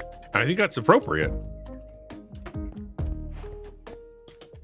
Oh, eat? All right. Different cultures objected, the platforms built. Yeah. And you know what? They talk about, as much as they talk about the death of Twitch and how Twitch is going to, like, obviously going to be gone soon and et cetera, I don't know. It's got staying power for a reason. I think what they did, making their big change, I think it's a great change. I think they did a great job trying to be proactive with their people, and they did. Harris Heller, I think he's helpful, but at the same time, I think he's also he I'm sure he'd admit this. He's just one man's opinion, right? He's gotten it wrong in the past, and that's okay. Of course, I'd have one missing block.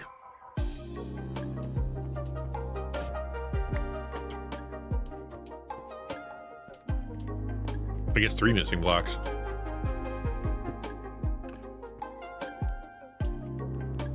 I I forgot how tall I was. My windows are one step too high. But I don't even have any sand, so I couldn't get any windows if I wanted to. Tarkov looks way better on YouTube, but as a whole, it's interesting. I mean, what do you mean it looks better? Like, how does?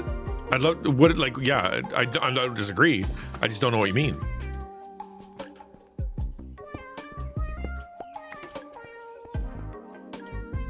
Because as soon as I booted up the stream on Monday, or here today, my first stream of the week, I felt like I was coming home. I felt far more comfortable. I felt like I was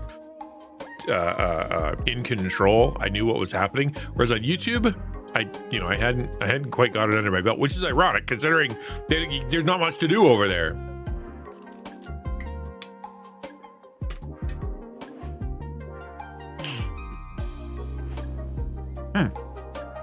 Didn't mind it with my hand. All right, rock and roll. Will do. Eat food in game. I did. Nothing left. I will continue to eat both. All right, we'll continue to build once I figure out how to use a pickaxe. You need windows to see who's going to come for a visit, man. You never know. The queen could be here at any moment. By which I mean Samus joining my server. High motion is bad for... Oh, interesting. That's interesting.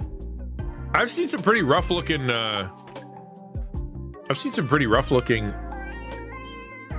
streams for Minecraft though. I don't know what it looks like on your guys' side.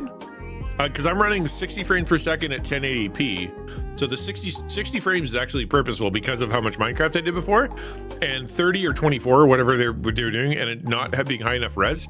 Minecraft, because it's just the way the graphics work and I don't know, it's the way it's built. Sometimes compressors don't do a good job. They look bad. I was watching somebody the other day, they were streaming, and it just was... Like they'd be like fine, and then they'd move, and it was like you went into like a warp field, and then they'd stop, and it would kind of sprinkle itself back together. It's not a good viewer experience. I hope that you guys are having a good viewer experience, and that this is actually helpful to you, and you like it. I don't know. I hope so.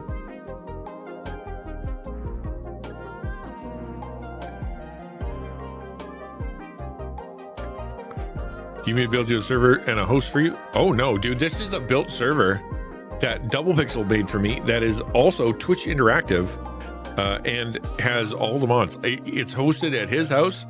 I didn't have to touch it. I didn't have to pay for it. And it is just sitting there being awesome. Thank you for offering. I am, when we did the taco one, I had big hopes. I touted that thing. I thought it was going to be really helpful to streamers to bring their community over and to do fun stuff and to make a little bit of a scratch on the side, and then we do all adventures and things like that. And it just never panned out the way that I wanted it to.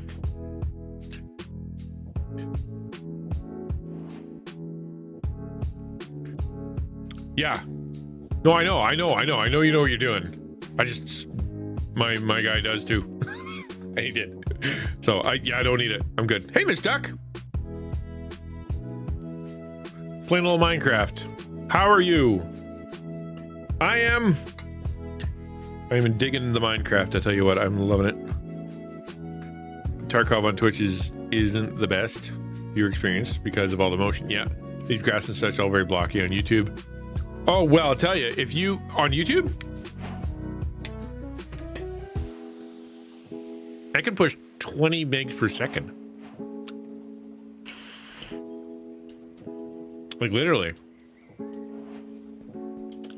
I can, if I want to, I can make a crystal clear 4K 50 megs per second stream. You totally can if you want to over there. They got bandwidth for days.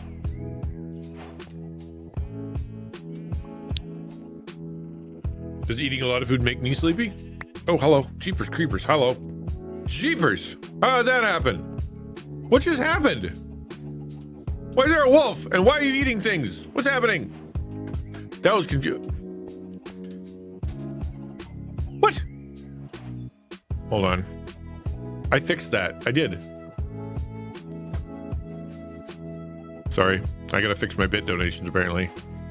Monetization bits is 1. Save. Cool. Fixed.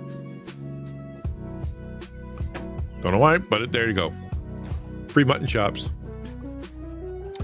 I'm uploading 1600 bits. Yeah, 1600. Yeah, exactly. Twitch is capped at 6,000, which is fine mostly. Thank you for the bit. Thank you, Dragon Daddy Bear, for cheering 1 bits. So, as much as I said that DP knows what he's doing, just wait, hold on 1 sec. DP knows what he's doing. Thank you, Samus419, for cheering 1 bits. His hardware is not cooperating. Apparently, the moment we started launching this thing, his router tried to commit suicide, and it's slowly just draining its lifeblood all over his digital, arena. So he had to hook up a new router. I'm sorry you guys missed your bits, though.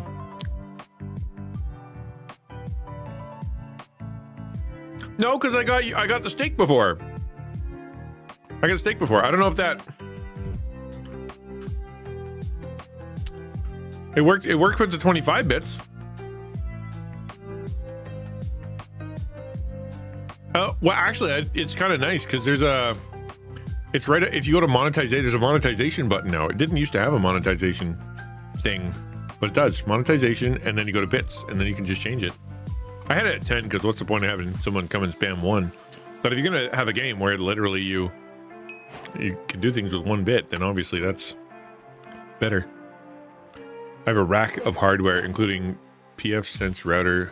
About to go in. I'm nerdy to the extreme. Nice. I love it, man. I really do. I'm such a fan of dudes who go hardcore on stuff like that. Really, I mean it especially considering, how many people out there just half-arse everything, and then they call themselves experts. You walk into somebody's house who really knows what they're doing. It shows. I just built my own router of an old PC. Did you really? Shut up. Really? Holy moly, I didn't know you could do that. I mean, it makes sense. It is a little computer. It's applicable to all, or is it immune to some roles like mods? No, it doesn't have any settings other than bits. What number do you want? A few weeks ago, I ran some Cat6 network cable to run a wireless access point. I was looking at the mesh system because I had some issues myself when it came to connectivity and whatnot. And so I looked at the mesh system, but the new router I got covers the whole place perfectly fine. I can be in my office, which is past 3 doors, and I can run my wireless VR set perfectly fine and for full high def with no problem. So but our previous router, the one that actually came with came with what we sorry, my brain's not working. The router that came with the package that we got for our internet was garbage. Absolute garbage. They're so stupid.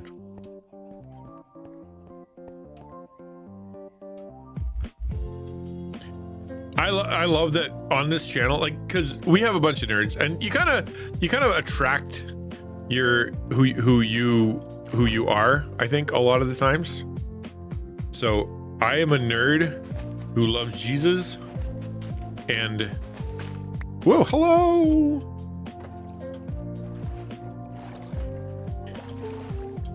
That was pretty easy.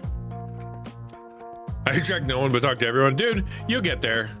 You gotta find your niche, man. I believe in you. I really do. I think you're gonna be great. Nope. I hate that.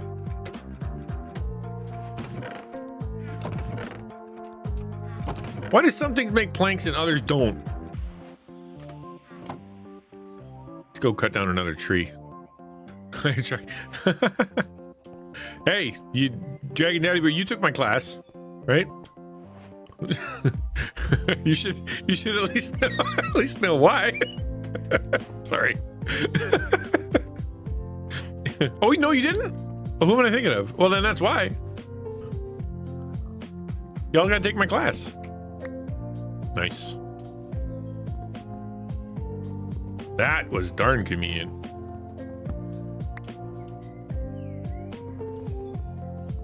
Oh, I'm like, why isn't it working? Because I'm chopping with a piece of steak. That's why. Awesome. Never took. Okay, I'm recording it right now. Okay, so on Saturdays, when I do my when I do my class, I'm recording the class on video in like really like I'm doing it up real good because it's all like colored and taco-ish and labeled and all kinds of cool stuff. And I'm gonna edit it up so that it can be a distributable thing with the book, the class. Then everybody don't chop with steak, chop with pork. Okay, thank you. I could get more people if I wanted to, but I understand how Twitch works. They will not promote you unless you get their money. If you don't get subs, you don't get viewers. Oh, wait, do you have subs turned off? Is that the deal?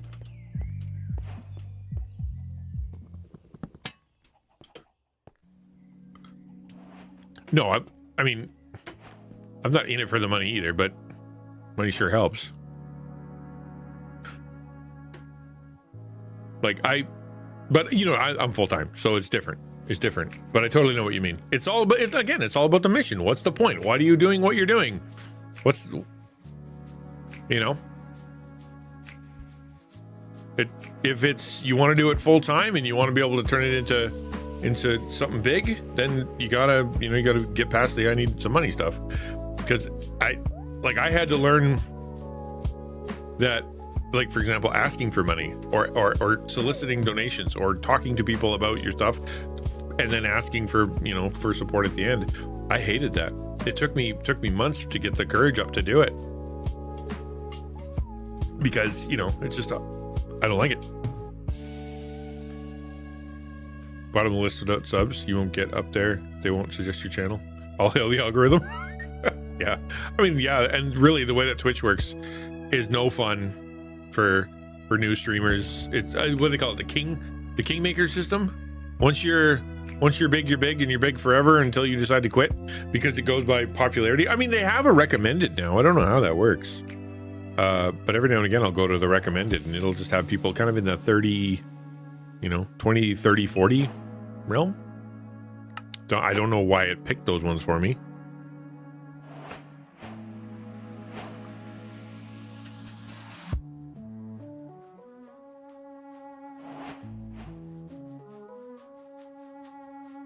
I stream with her and the 8-year-old.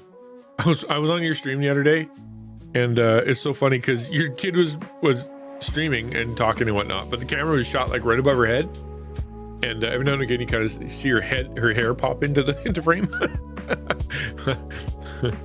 Don't know if that was an aesthetic choice, but it was funny.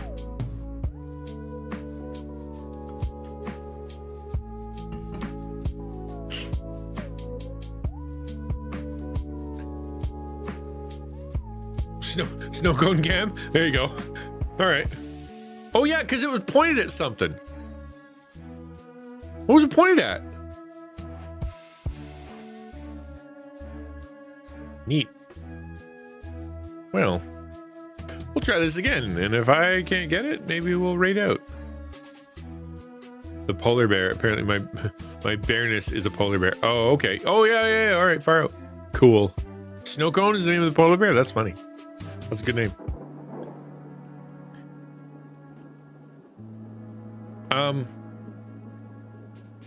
Yeah.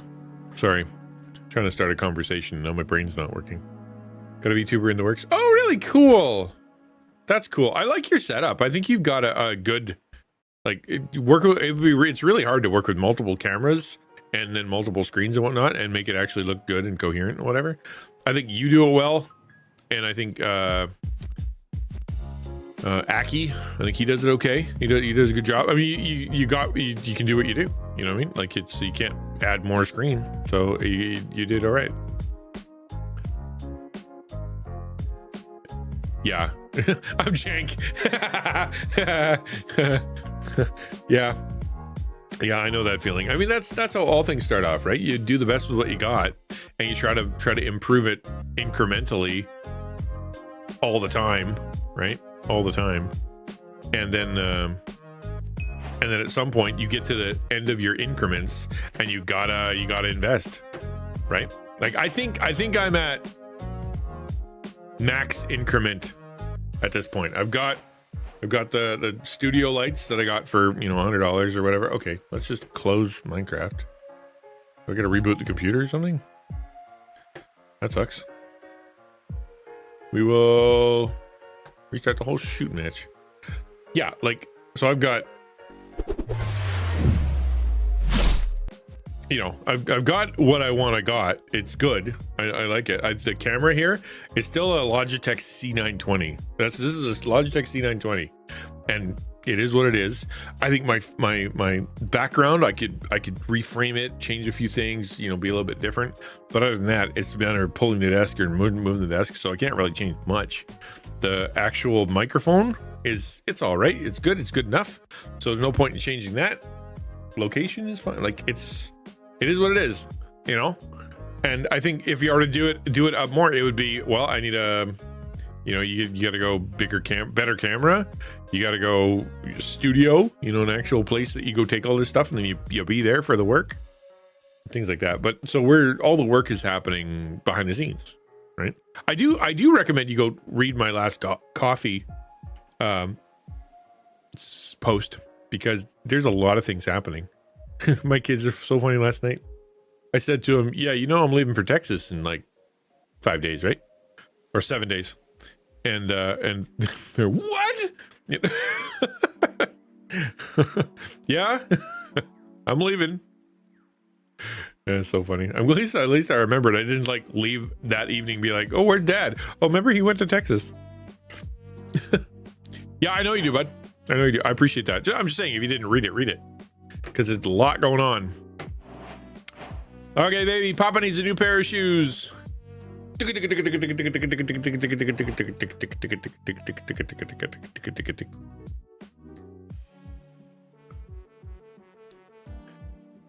were playing poker the other night, me and my kids. We were playing, and the stakes were whoever won the most, because we had chips or whatever. Whoever won the most by the end of the night could pick what everybody had to watch. That was what we were going for. And my daughter, my eldest daughter, destroyed us. Absolutely decimated us. It was awful. And so she got to pick a show, and she picked a show called Link and Click. It's an anime. Really neat anime. Kind of emotional, a little bit like not like an action adventure, not really sci-fi. It just makes you feel, hits you in the feels. Hello, Jenny. Glad you're here. Thanks for being here. I'm digging Devil as a Part-Timer. I really liked it. The Devil as a Part-Timer for me is sort of the hello, kitty cat. It's I am Jenny. Hello, I am Jenny. You have a kitty cat, and then it's gone. Well, alrighty then. We're not playing Minecraft. Let's try one more time. One more time. This is almost like pulling on Honkai. Just one more wish. Just we can do it. I'm sure it's fine. How am I doing? I'm doing all right. We had a really good talk today. Today, I start every stream with a talk, a big talk about something important. Today we talked about how to have charisma. And we talked for quite a while, and a lot of people, I think, were contributing really, really good stuff to the conversation. Today's my first time back on Twitch in 2 weeks, because I was on YouTube for a while, and I feel way more comfortable here. It's Minecraft Monday, and I haven't been able to play Minecraft in a long time, or didn't want to for a long time, and now I do want to, so I'm having fun there. My daughter gave me eggs on toast, so I'm really good. Man. Talking about myself, my name is XtianNinja. My mission here is to build an open, encouraging, and meaningful online family through gaming, real talk, and God's truth. And that means that I go and I help Christian content creators. I train Christian content creators to be great at streaming and their content creation. And then we build a community here that is positive and encouraging and whatnot. But it's also full of mature people who can help. We have a group that is literally meant to help you if you need prayer, if you need to talk, whatever. We got that. We have a Taco team, the Alliance for Creative Outreach team, which is a team of streamers that we do events and we have fun together. I'm a full-time streamer and been a pastor for almost 20 years now. So that's me. Now you talk about you. Someone because your VODs won't disappear after a few weeks anymore. Right, exactly. It'll just be there. My struggle right now is I gotta get, when I've done this, I have to get onto YouTube, upload a decent thumbnail, and then add the timestamps. I could edit it, but the problem with, like, I do it that day, so like it takes so long for it to YouTube to get around to like processing it that I can't chop off the pre-roll because it takes forever to process, so it's not worth it. So I just, if I can put in the timestamps, then at least you can get to places. Recently graduated high school. Recently graduated from bachelor's. Recently graduated what? And what was your major? I have a master's degree, master's of divinity, a bachelor of religion. I am from Canada. I am from the Ottawa area. Originally, I'm from Alberta, which is the best province in Canada. Times so much better than all the other provinces. Like just so much better. I can't overstate how much better it is. Hello! It's you! Hi, Samus! 419 for cheering 1 bits. For cheering that bit. There you go. Bye, Samus. Nice talking to you. Rude. You're a little piggy, yeah. You get a random pig. So you could be a random piggy. You could be an evil piggy. Wait, where's my evil piggy? He's around here somewhere. I have a piggy that is from the netherworld. Death piggy. Maybe he's over here. We'll come say hello. Hello, Samus. I can't kill Samus. See, the problem with having all these pigs and animals that have names on them is I feel bad when I kill one. Bachelor from Metropolitan University? Far out. What is Bachelor of what?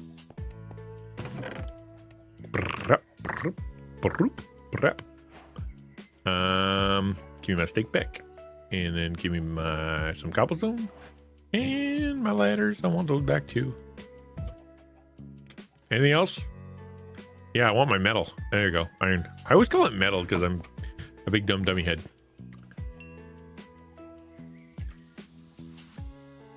Yeah, I'm not food. Exactly. Don't name your food.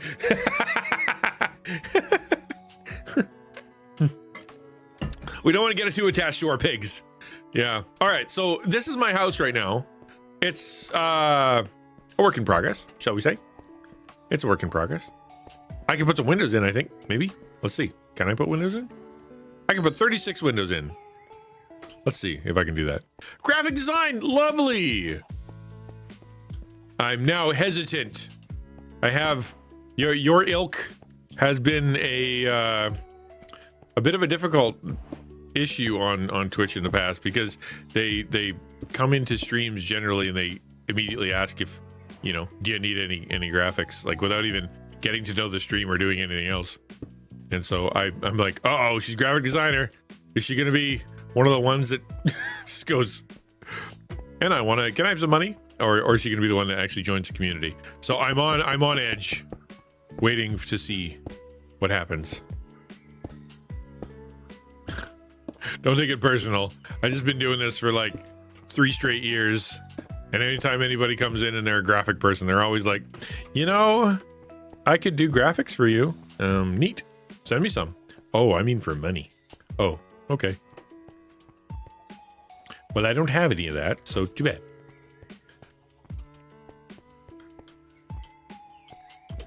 Wow, that was a fast run. Cool. And that's my window. See, if you're gonna have a sunset, maybe I should knock down all the trees. This is, I'll do this American style, where it's like, oh, that looks real good. I'm gonna chop down all them trees so I can see nature better. Aren't the trees part of nature? Yeah, not the nature I prefer. That's what Americans sound like, by the way.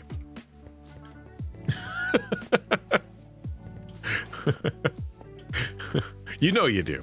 You know you do, right? That's not new knowledge. That's exactly what that's what Samus sounds like. You go to her stream. I'm Samus419. I'm here to kick butt and take names, and I'm all out of names. Wait, no, how's that go?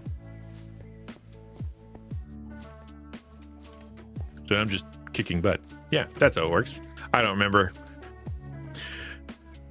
I could give myself a roof, I suppose. I've heard that. Those are important.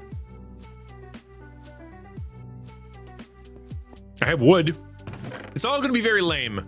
I don't want. I'm like, I'm gonna make a house that looks real cool, and I'm like, or you know, I could make one that looks real dumb. There's two options. Nope, I have a ton of that. I don't need that. I have so much of this maple planks thing. Good golly. Let's go. Yes, that's our profession whenever we have to do this, but there's also a benefit to you. Oh, yeah. Well, no, I agree. I don't disagree that it's not a benefit. What I'm saying is that to come into someone's stream and then have only the intention of talking about, you know, yourself and not understanding the community, how can you as a graphic designer know what you're going to design? Or for that matter, you know, if you even want to design, I could, you know, be all kinds of evil. You don't know. It could happen.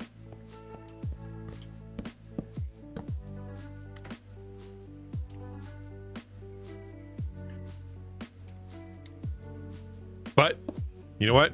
I want to give you the benefit of the doubt, so I'm not just going to assume that you're here to... Hello? What the...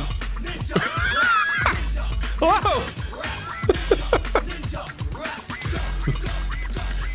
Hello? Dear Sir Smile. That was lovely. Well done and thank you. And firework went off and everything. Woo is right. Thank you for the sub. Very cool, Skella. Thank you. How are you doing? How's life? How's things? I'm legitimately startled me. Oh, is that a deer? What's the zoom button? Where's the zoom button? How do we zoom? I want to zoom. Maybe I need a telescope or something. I zoom. You zoom by walking to it. Fine. I will.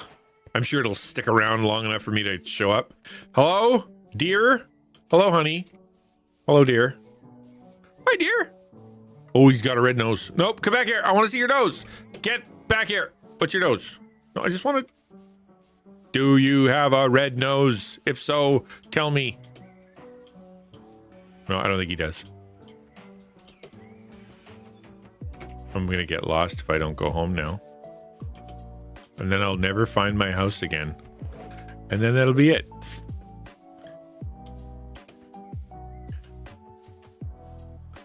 There, I got back to my house. This guy in here is just eating everything. DP is just eating all the things. Keep up the good work, DP. He's just protected my house. Yeah, that's a good question. We definitely got a firework. Where's the golem?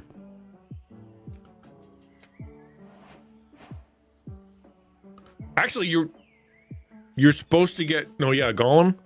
And then we're going to change it to something else. This chased the deer a little too far. Suddenly found himself falling out of the wardrobe. No kidding. I literally...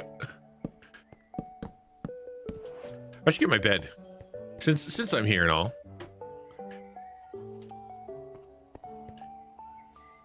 Yeah, no, there's no golem here. I don't see it. It made a very cool firework display though. How's Skella? Did she? Designers always try to do their best to deliver quality work according to the client's budget. Yeah, of course, yes, but again, like you're on Twitch, right? That'd be like walking into someone's house and go, or not someone's house, yeah, what kind of, but like walking into their business and be like, "Hi, can I sell you something?" I'm at work. It's a business. No. But anyway, I'm not trying to offend you or anything.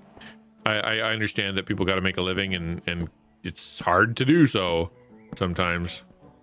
So you gotta, I appreciate that you're on the grind. I really do. No, I don't see it. Yeah, okay. Well, thank you for, yeah, for the sub, because cool things happened, but not the coolest of things. We will get more cool things to happen. At least that's the plan. It's all an experiment. Like it's all a matter of trying to figure out how to do this properly. Because once we got it down, then it's gonna hopefully it'll bless the whole taco team. Because then everybody will be able to enjoy their time.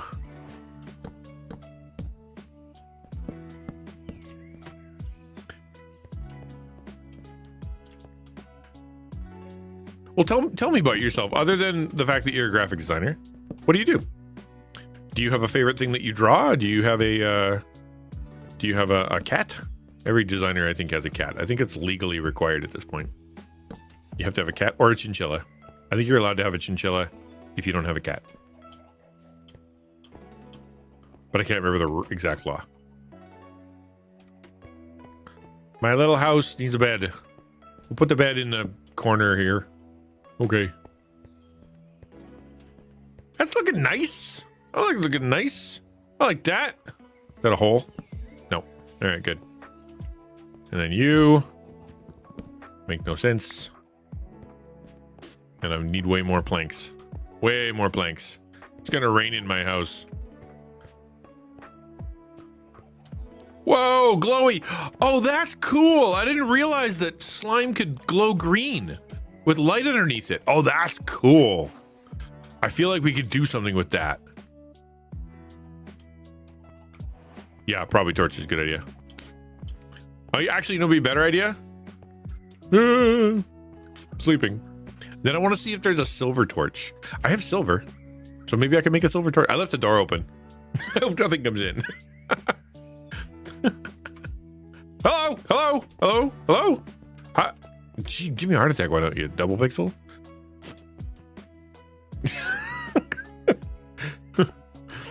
Yeah, do that first thing in the morning, man. Alrighty, hello. You got anything good? No, you don't. You have anything good? Did you bring an entire flock of things with you? What the flip? There's a goat on a turtle and two traveling salesmen. Why are you here? What? Get out of my house.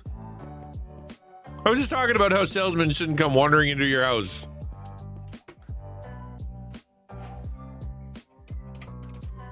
There's got to be a silver lantern, right? Just give you the goat that was supposed to spawn? Oh, okay. All right. You got to name tag it with the right name. It's got to say Skella on it. Come on, where's my lantern? Surely there is one. Oh, is there a name? Okay, good job. Silver lantern. Okay, that's what we're gonna make. We're gonna make silver lanterns. Oh, silver comb from the bees? What kind of... No, I poked the wrong thing. Like, that can't be right. I updated some stuff. Wait, is that Blaze? Oh, for the love of Mike. Fine, I'll use torches. Why's everything gotta be hard? I am not going to the end so I can make pretty torches or pretty lanterns. Guys, if you don't leave, I'm gonna kill you. You can stay.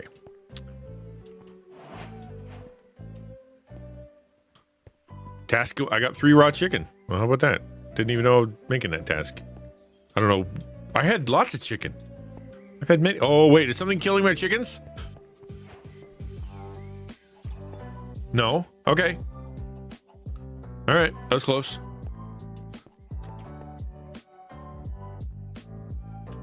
Love it. You know what? That's rude. And you shut the door. Get out. I'm gonna kill them all to death. Check the turtle name. I got no names, but that is, they live here now. Whoa, calm down there, turtley. Although a turtle might despawn since it doesn't have any water, right? All right.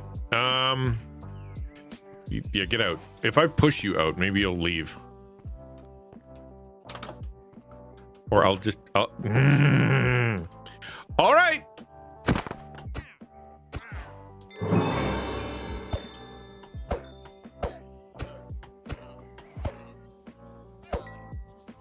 Cool.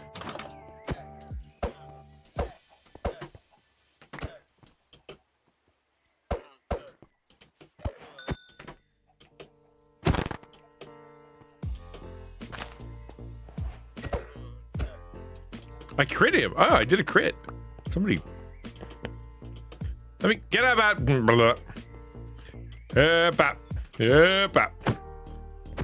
Hard to crit on a server because sometimes it doesn't pick it up when you're laying down. What did I get? What's that? Trader cloth. I have his clothes. Oh, okay. Well, can I make something out of it? I can make a rug. There's nothing creepy about killing a guy and making a rug out of him. Okay. I mean, when in Rome. All right. I will add my little welcome rug. There you go. I got. Oh, all right. I have an anvil over here.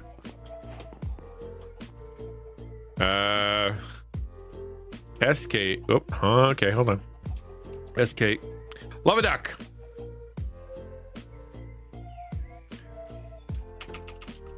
SKELA.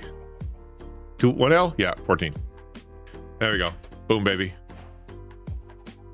All right, now I have 2 named that because I'm a genius. There we go. There we go. And you are now Skelly 14. And you know what? That's enough. And you can also be Skella 14? Cool. No, everybody's Skella 14. I was gonna make some. I need wood, man.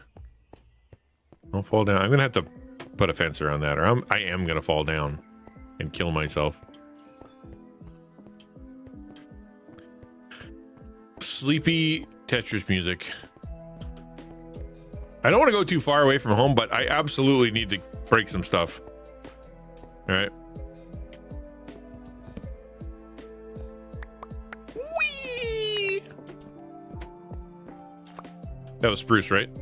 Please? Yes. Good. Otherwise, my roof won't match. And that's just not acceptable. Even though I will 1000%, if I get to live on this land for a while, and my hope, my true, real hope, is that I get to live in this land for a little while, and it'll be fun. You know, it's funny because I was like, you know, I don't want other people near me, and it's going to be a big issue, and you know, because I don't play well with others or whatever. But I'm like, man, it might be fun to have a neighbor. You know, I don't know. Come here. All right. You never know. But then I say that, and then all of a sudden the neighbors show up, and I'm like, no, go 10,000 blocks away. I don't know, man. All right, now we're gonna finish the roof. If anything, we're gonna move in today. Okay? If anything, we're gonna move in. It's all we're gonna do today. Move into our lovely house.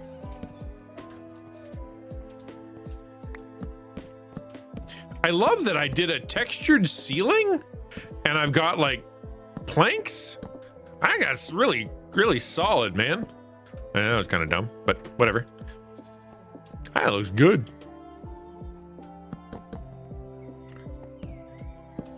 I mean, it might not look good from the outside, but who cares? I don't live outside. I live inside. I always thought that when it came to these soul lanterns, that it would be dangerous to hang them because it would attract spooks. You know what I mean? Doesn't that sound like a thing that it should do?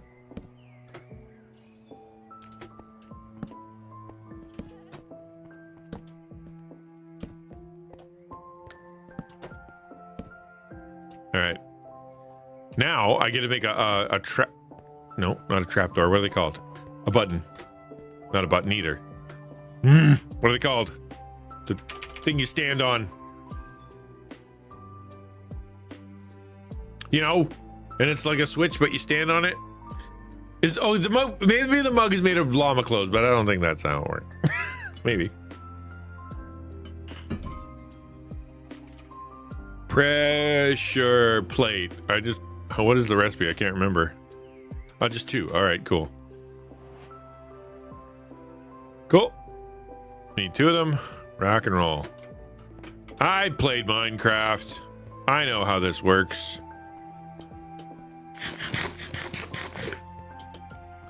You put a pressure plate right here.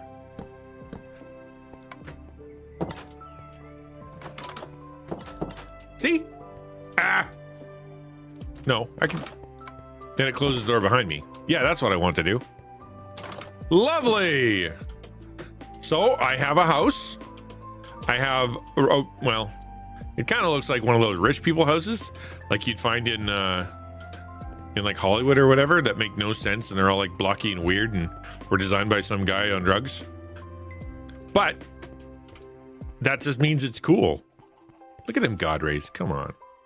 Look at that. Look at that. Minecraft has God rays. Of course it does. Now, a smart person, are y'all watching the Green series, by the way? I hope you are, because it's pretty entertaining. But a smart person would clean his front lawn, and then he would light it, you know? But I am not that. Oh, that looks so cool. What am I going to make that glows with green, man? What would do it, man? Because that's really cool looking. Anyway, I think that's enough for today. I think I made a house, and we're going to come back and have another adventure. I'll play more than just on Mondays, I promise. Redstone block? Well, no, I mean, because see, that's cool. I want something to glow. That's what I want.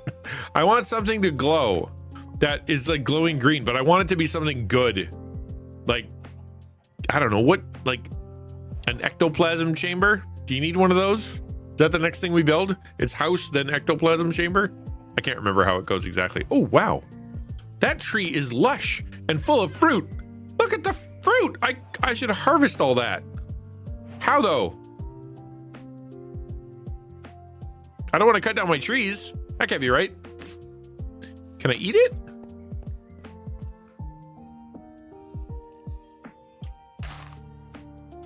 Come here. Can I eat you?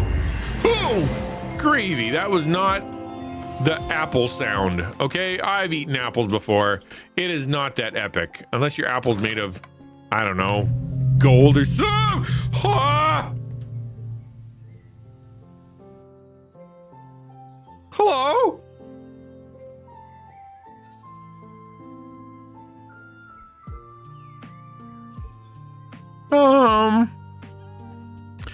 Other people saw that, right? An aqua thing? I got all kinds of things. What was? I don't know. So what? Yeah, thanks, Double.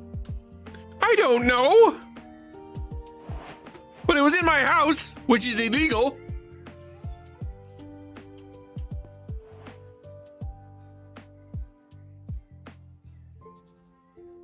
Okay. All right. Very cool and spooky and horrible. I like that even a little bit. Pretty though. Look at the space. Look at space. It's space, everybody. Neat. That's so cool. I think it was a ghost. I think we're doing Halloween, October spoopy season stuff. That's what I think. I don't think it's a coincidence that it's almost Halloween and then a ghost showed up. All right, we're gonna go to bed. Oh, there it is again. What are you? Where are you? There, ghost in the front yard.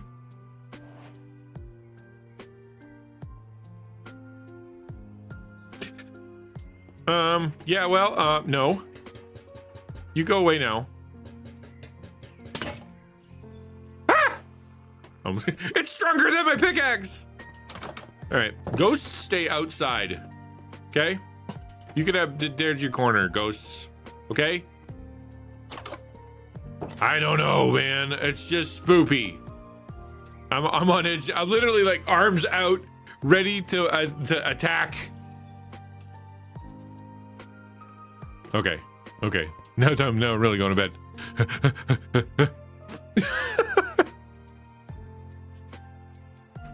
You know, look at it's fall. I can harvest things. How do you harvest them though? Skelly boy? Skelly boy, you out there? All right, we're good. All right. Here we go. We're gonna play this one.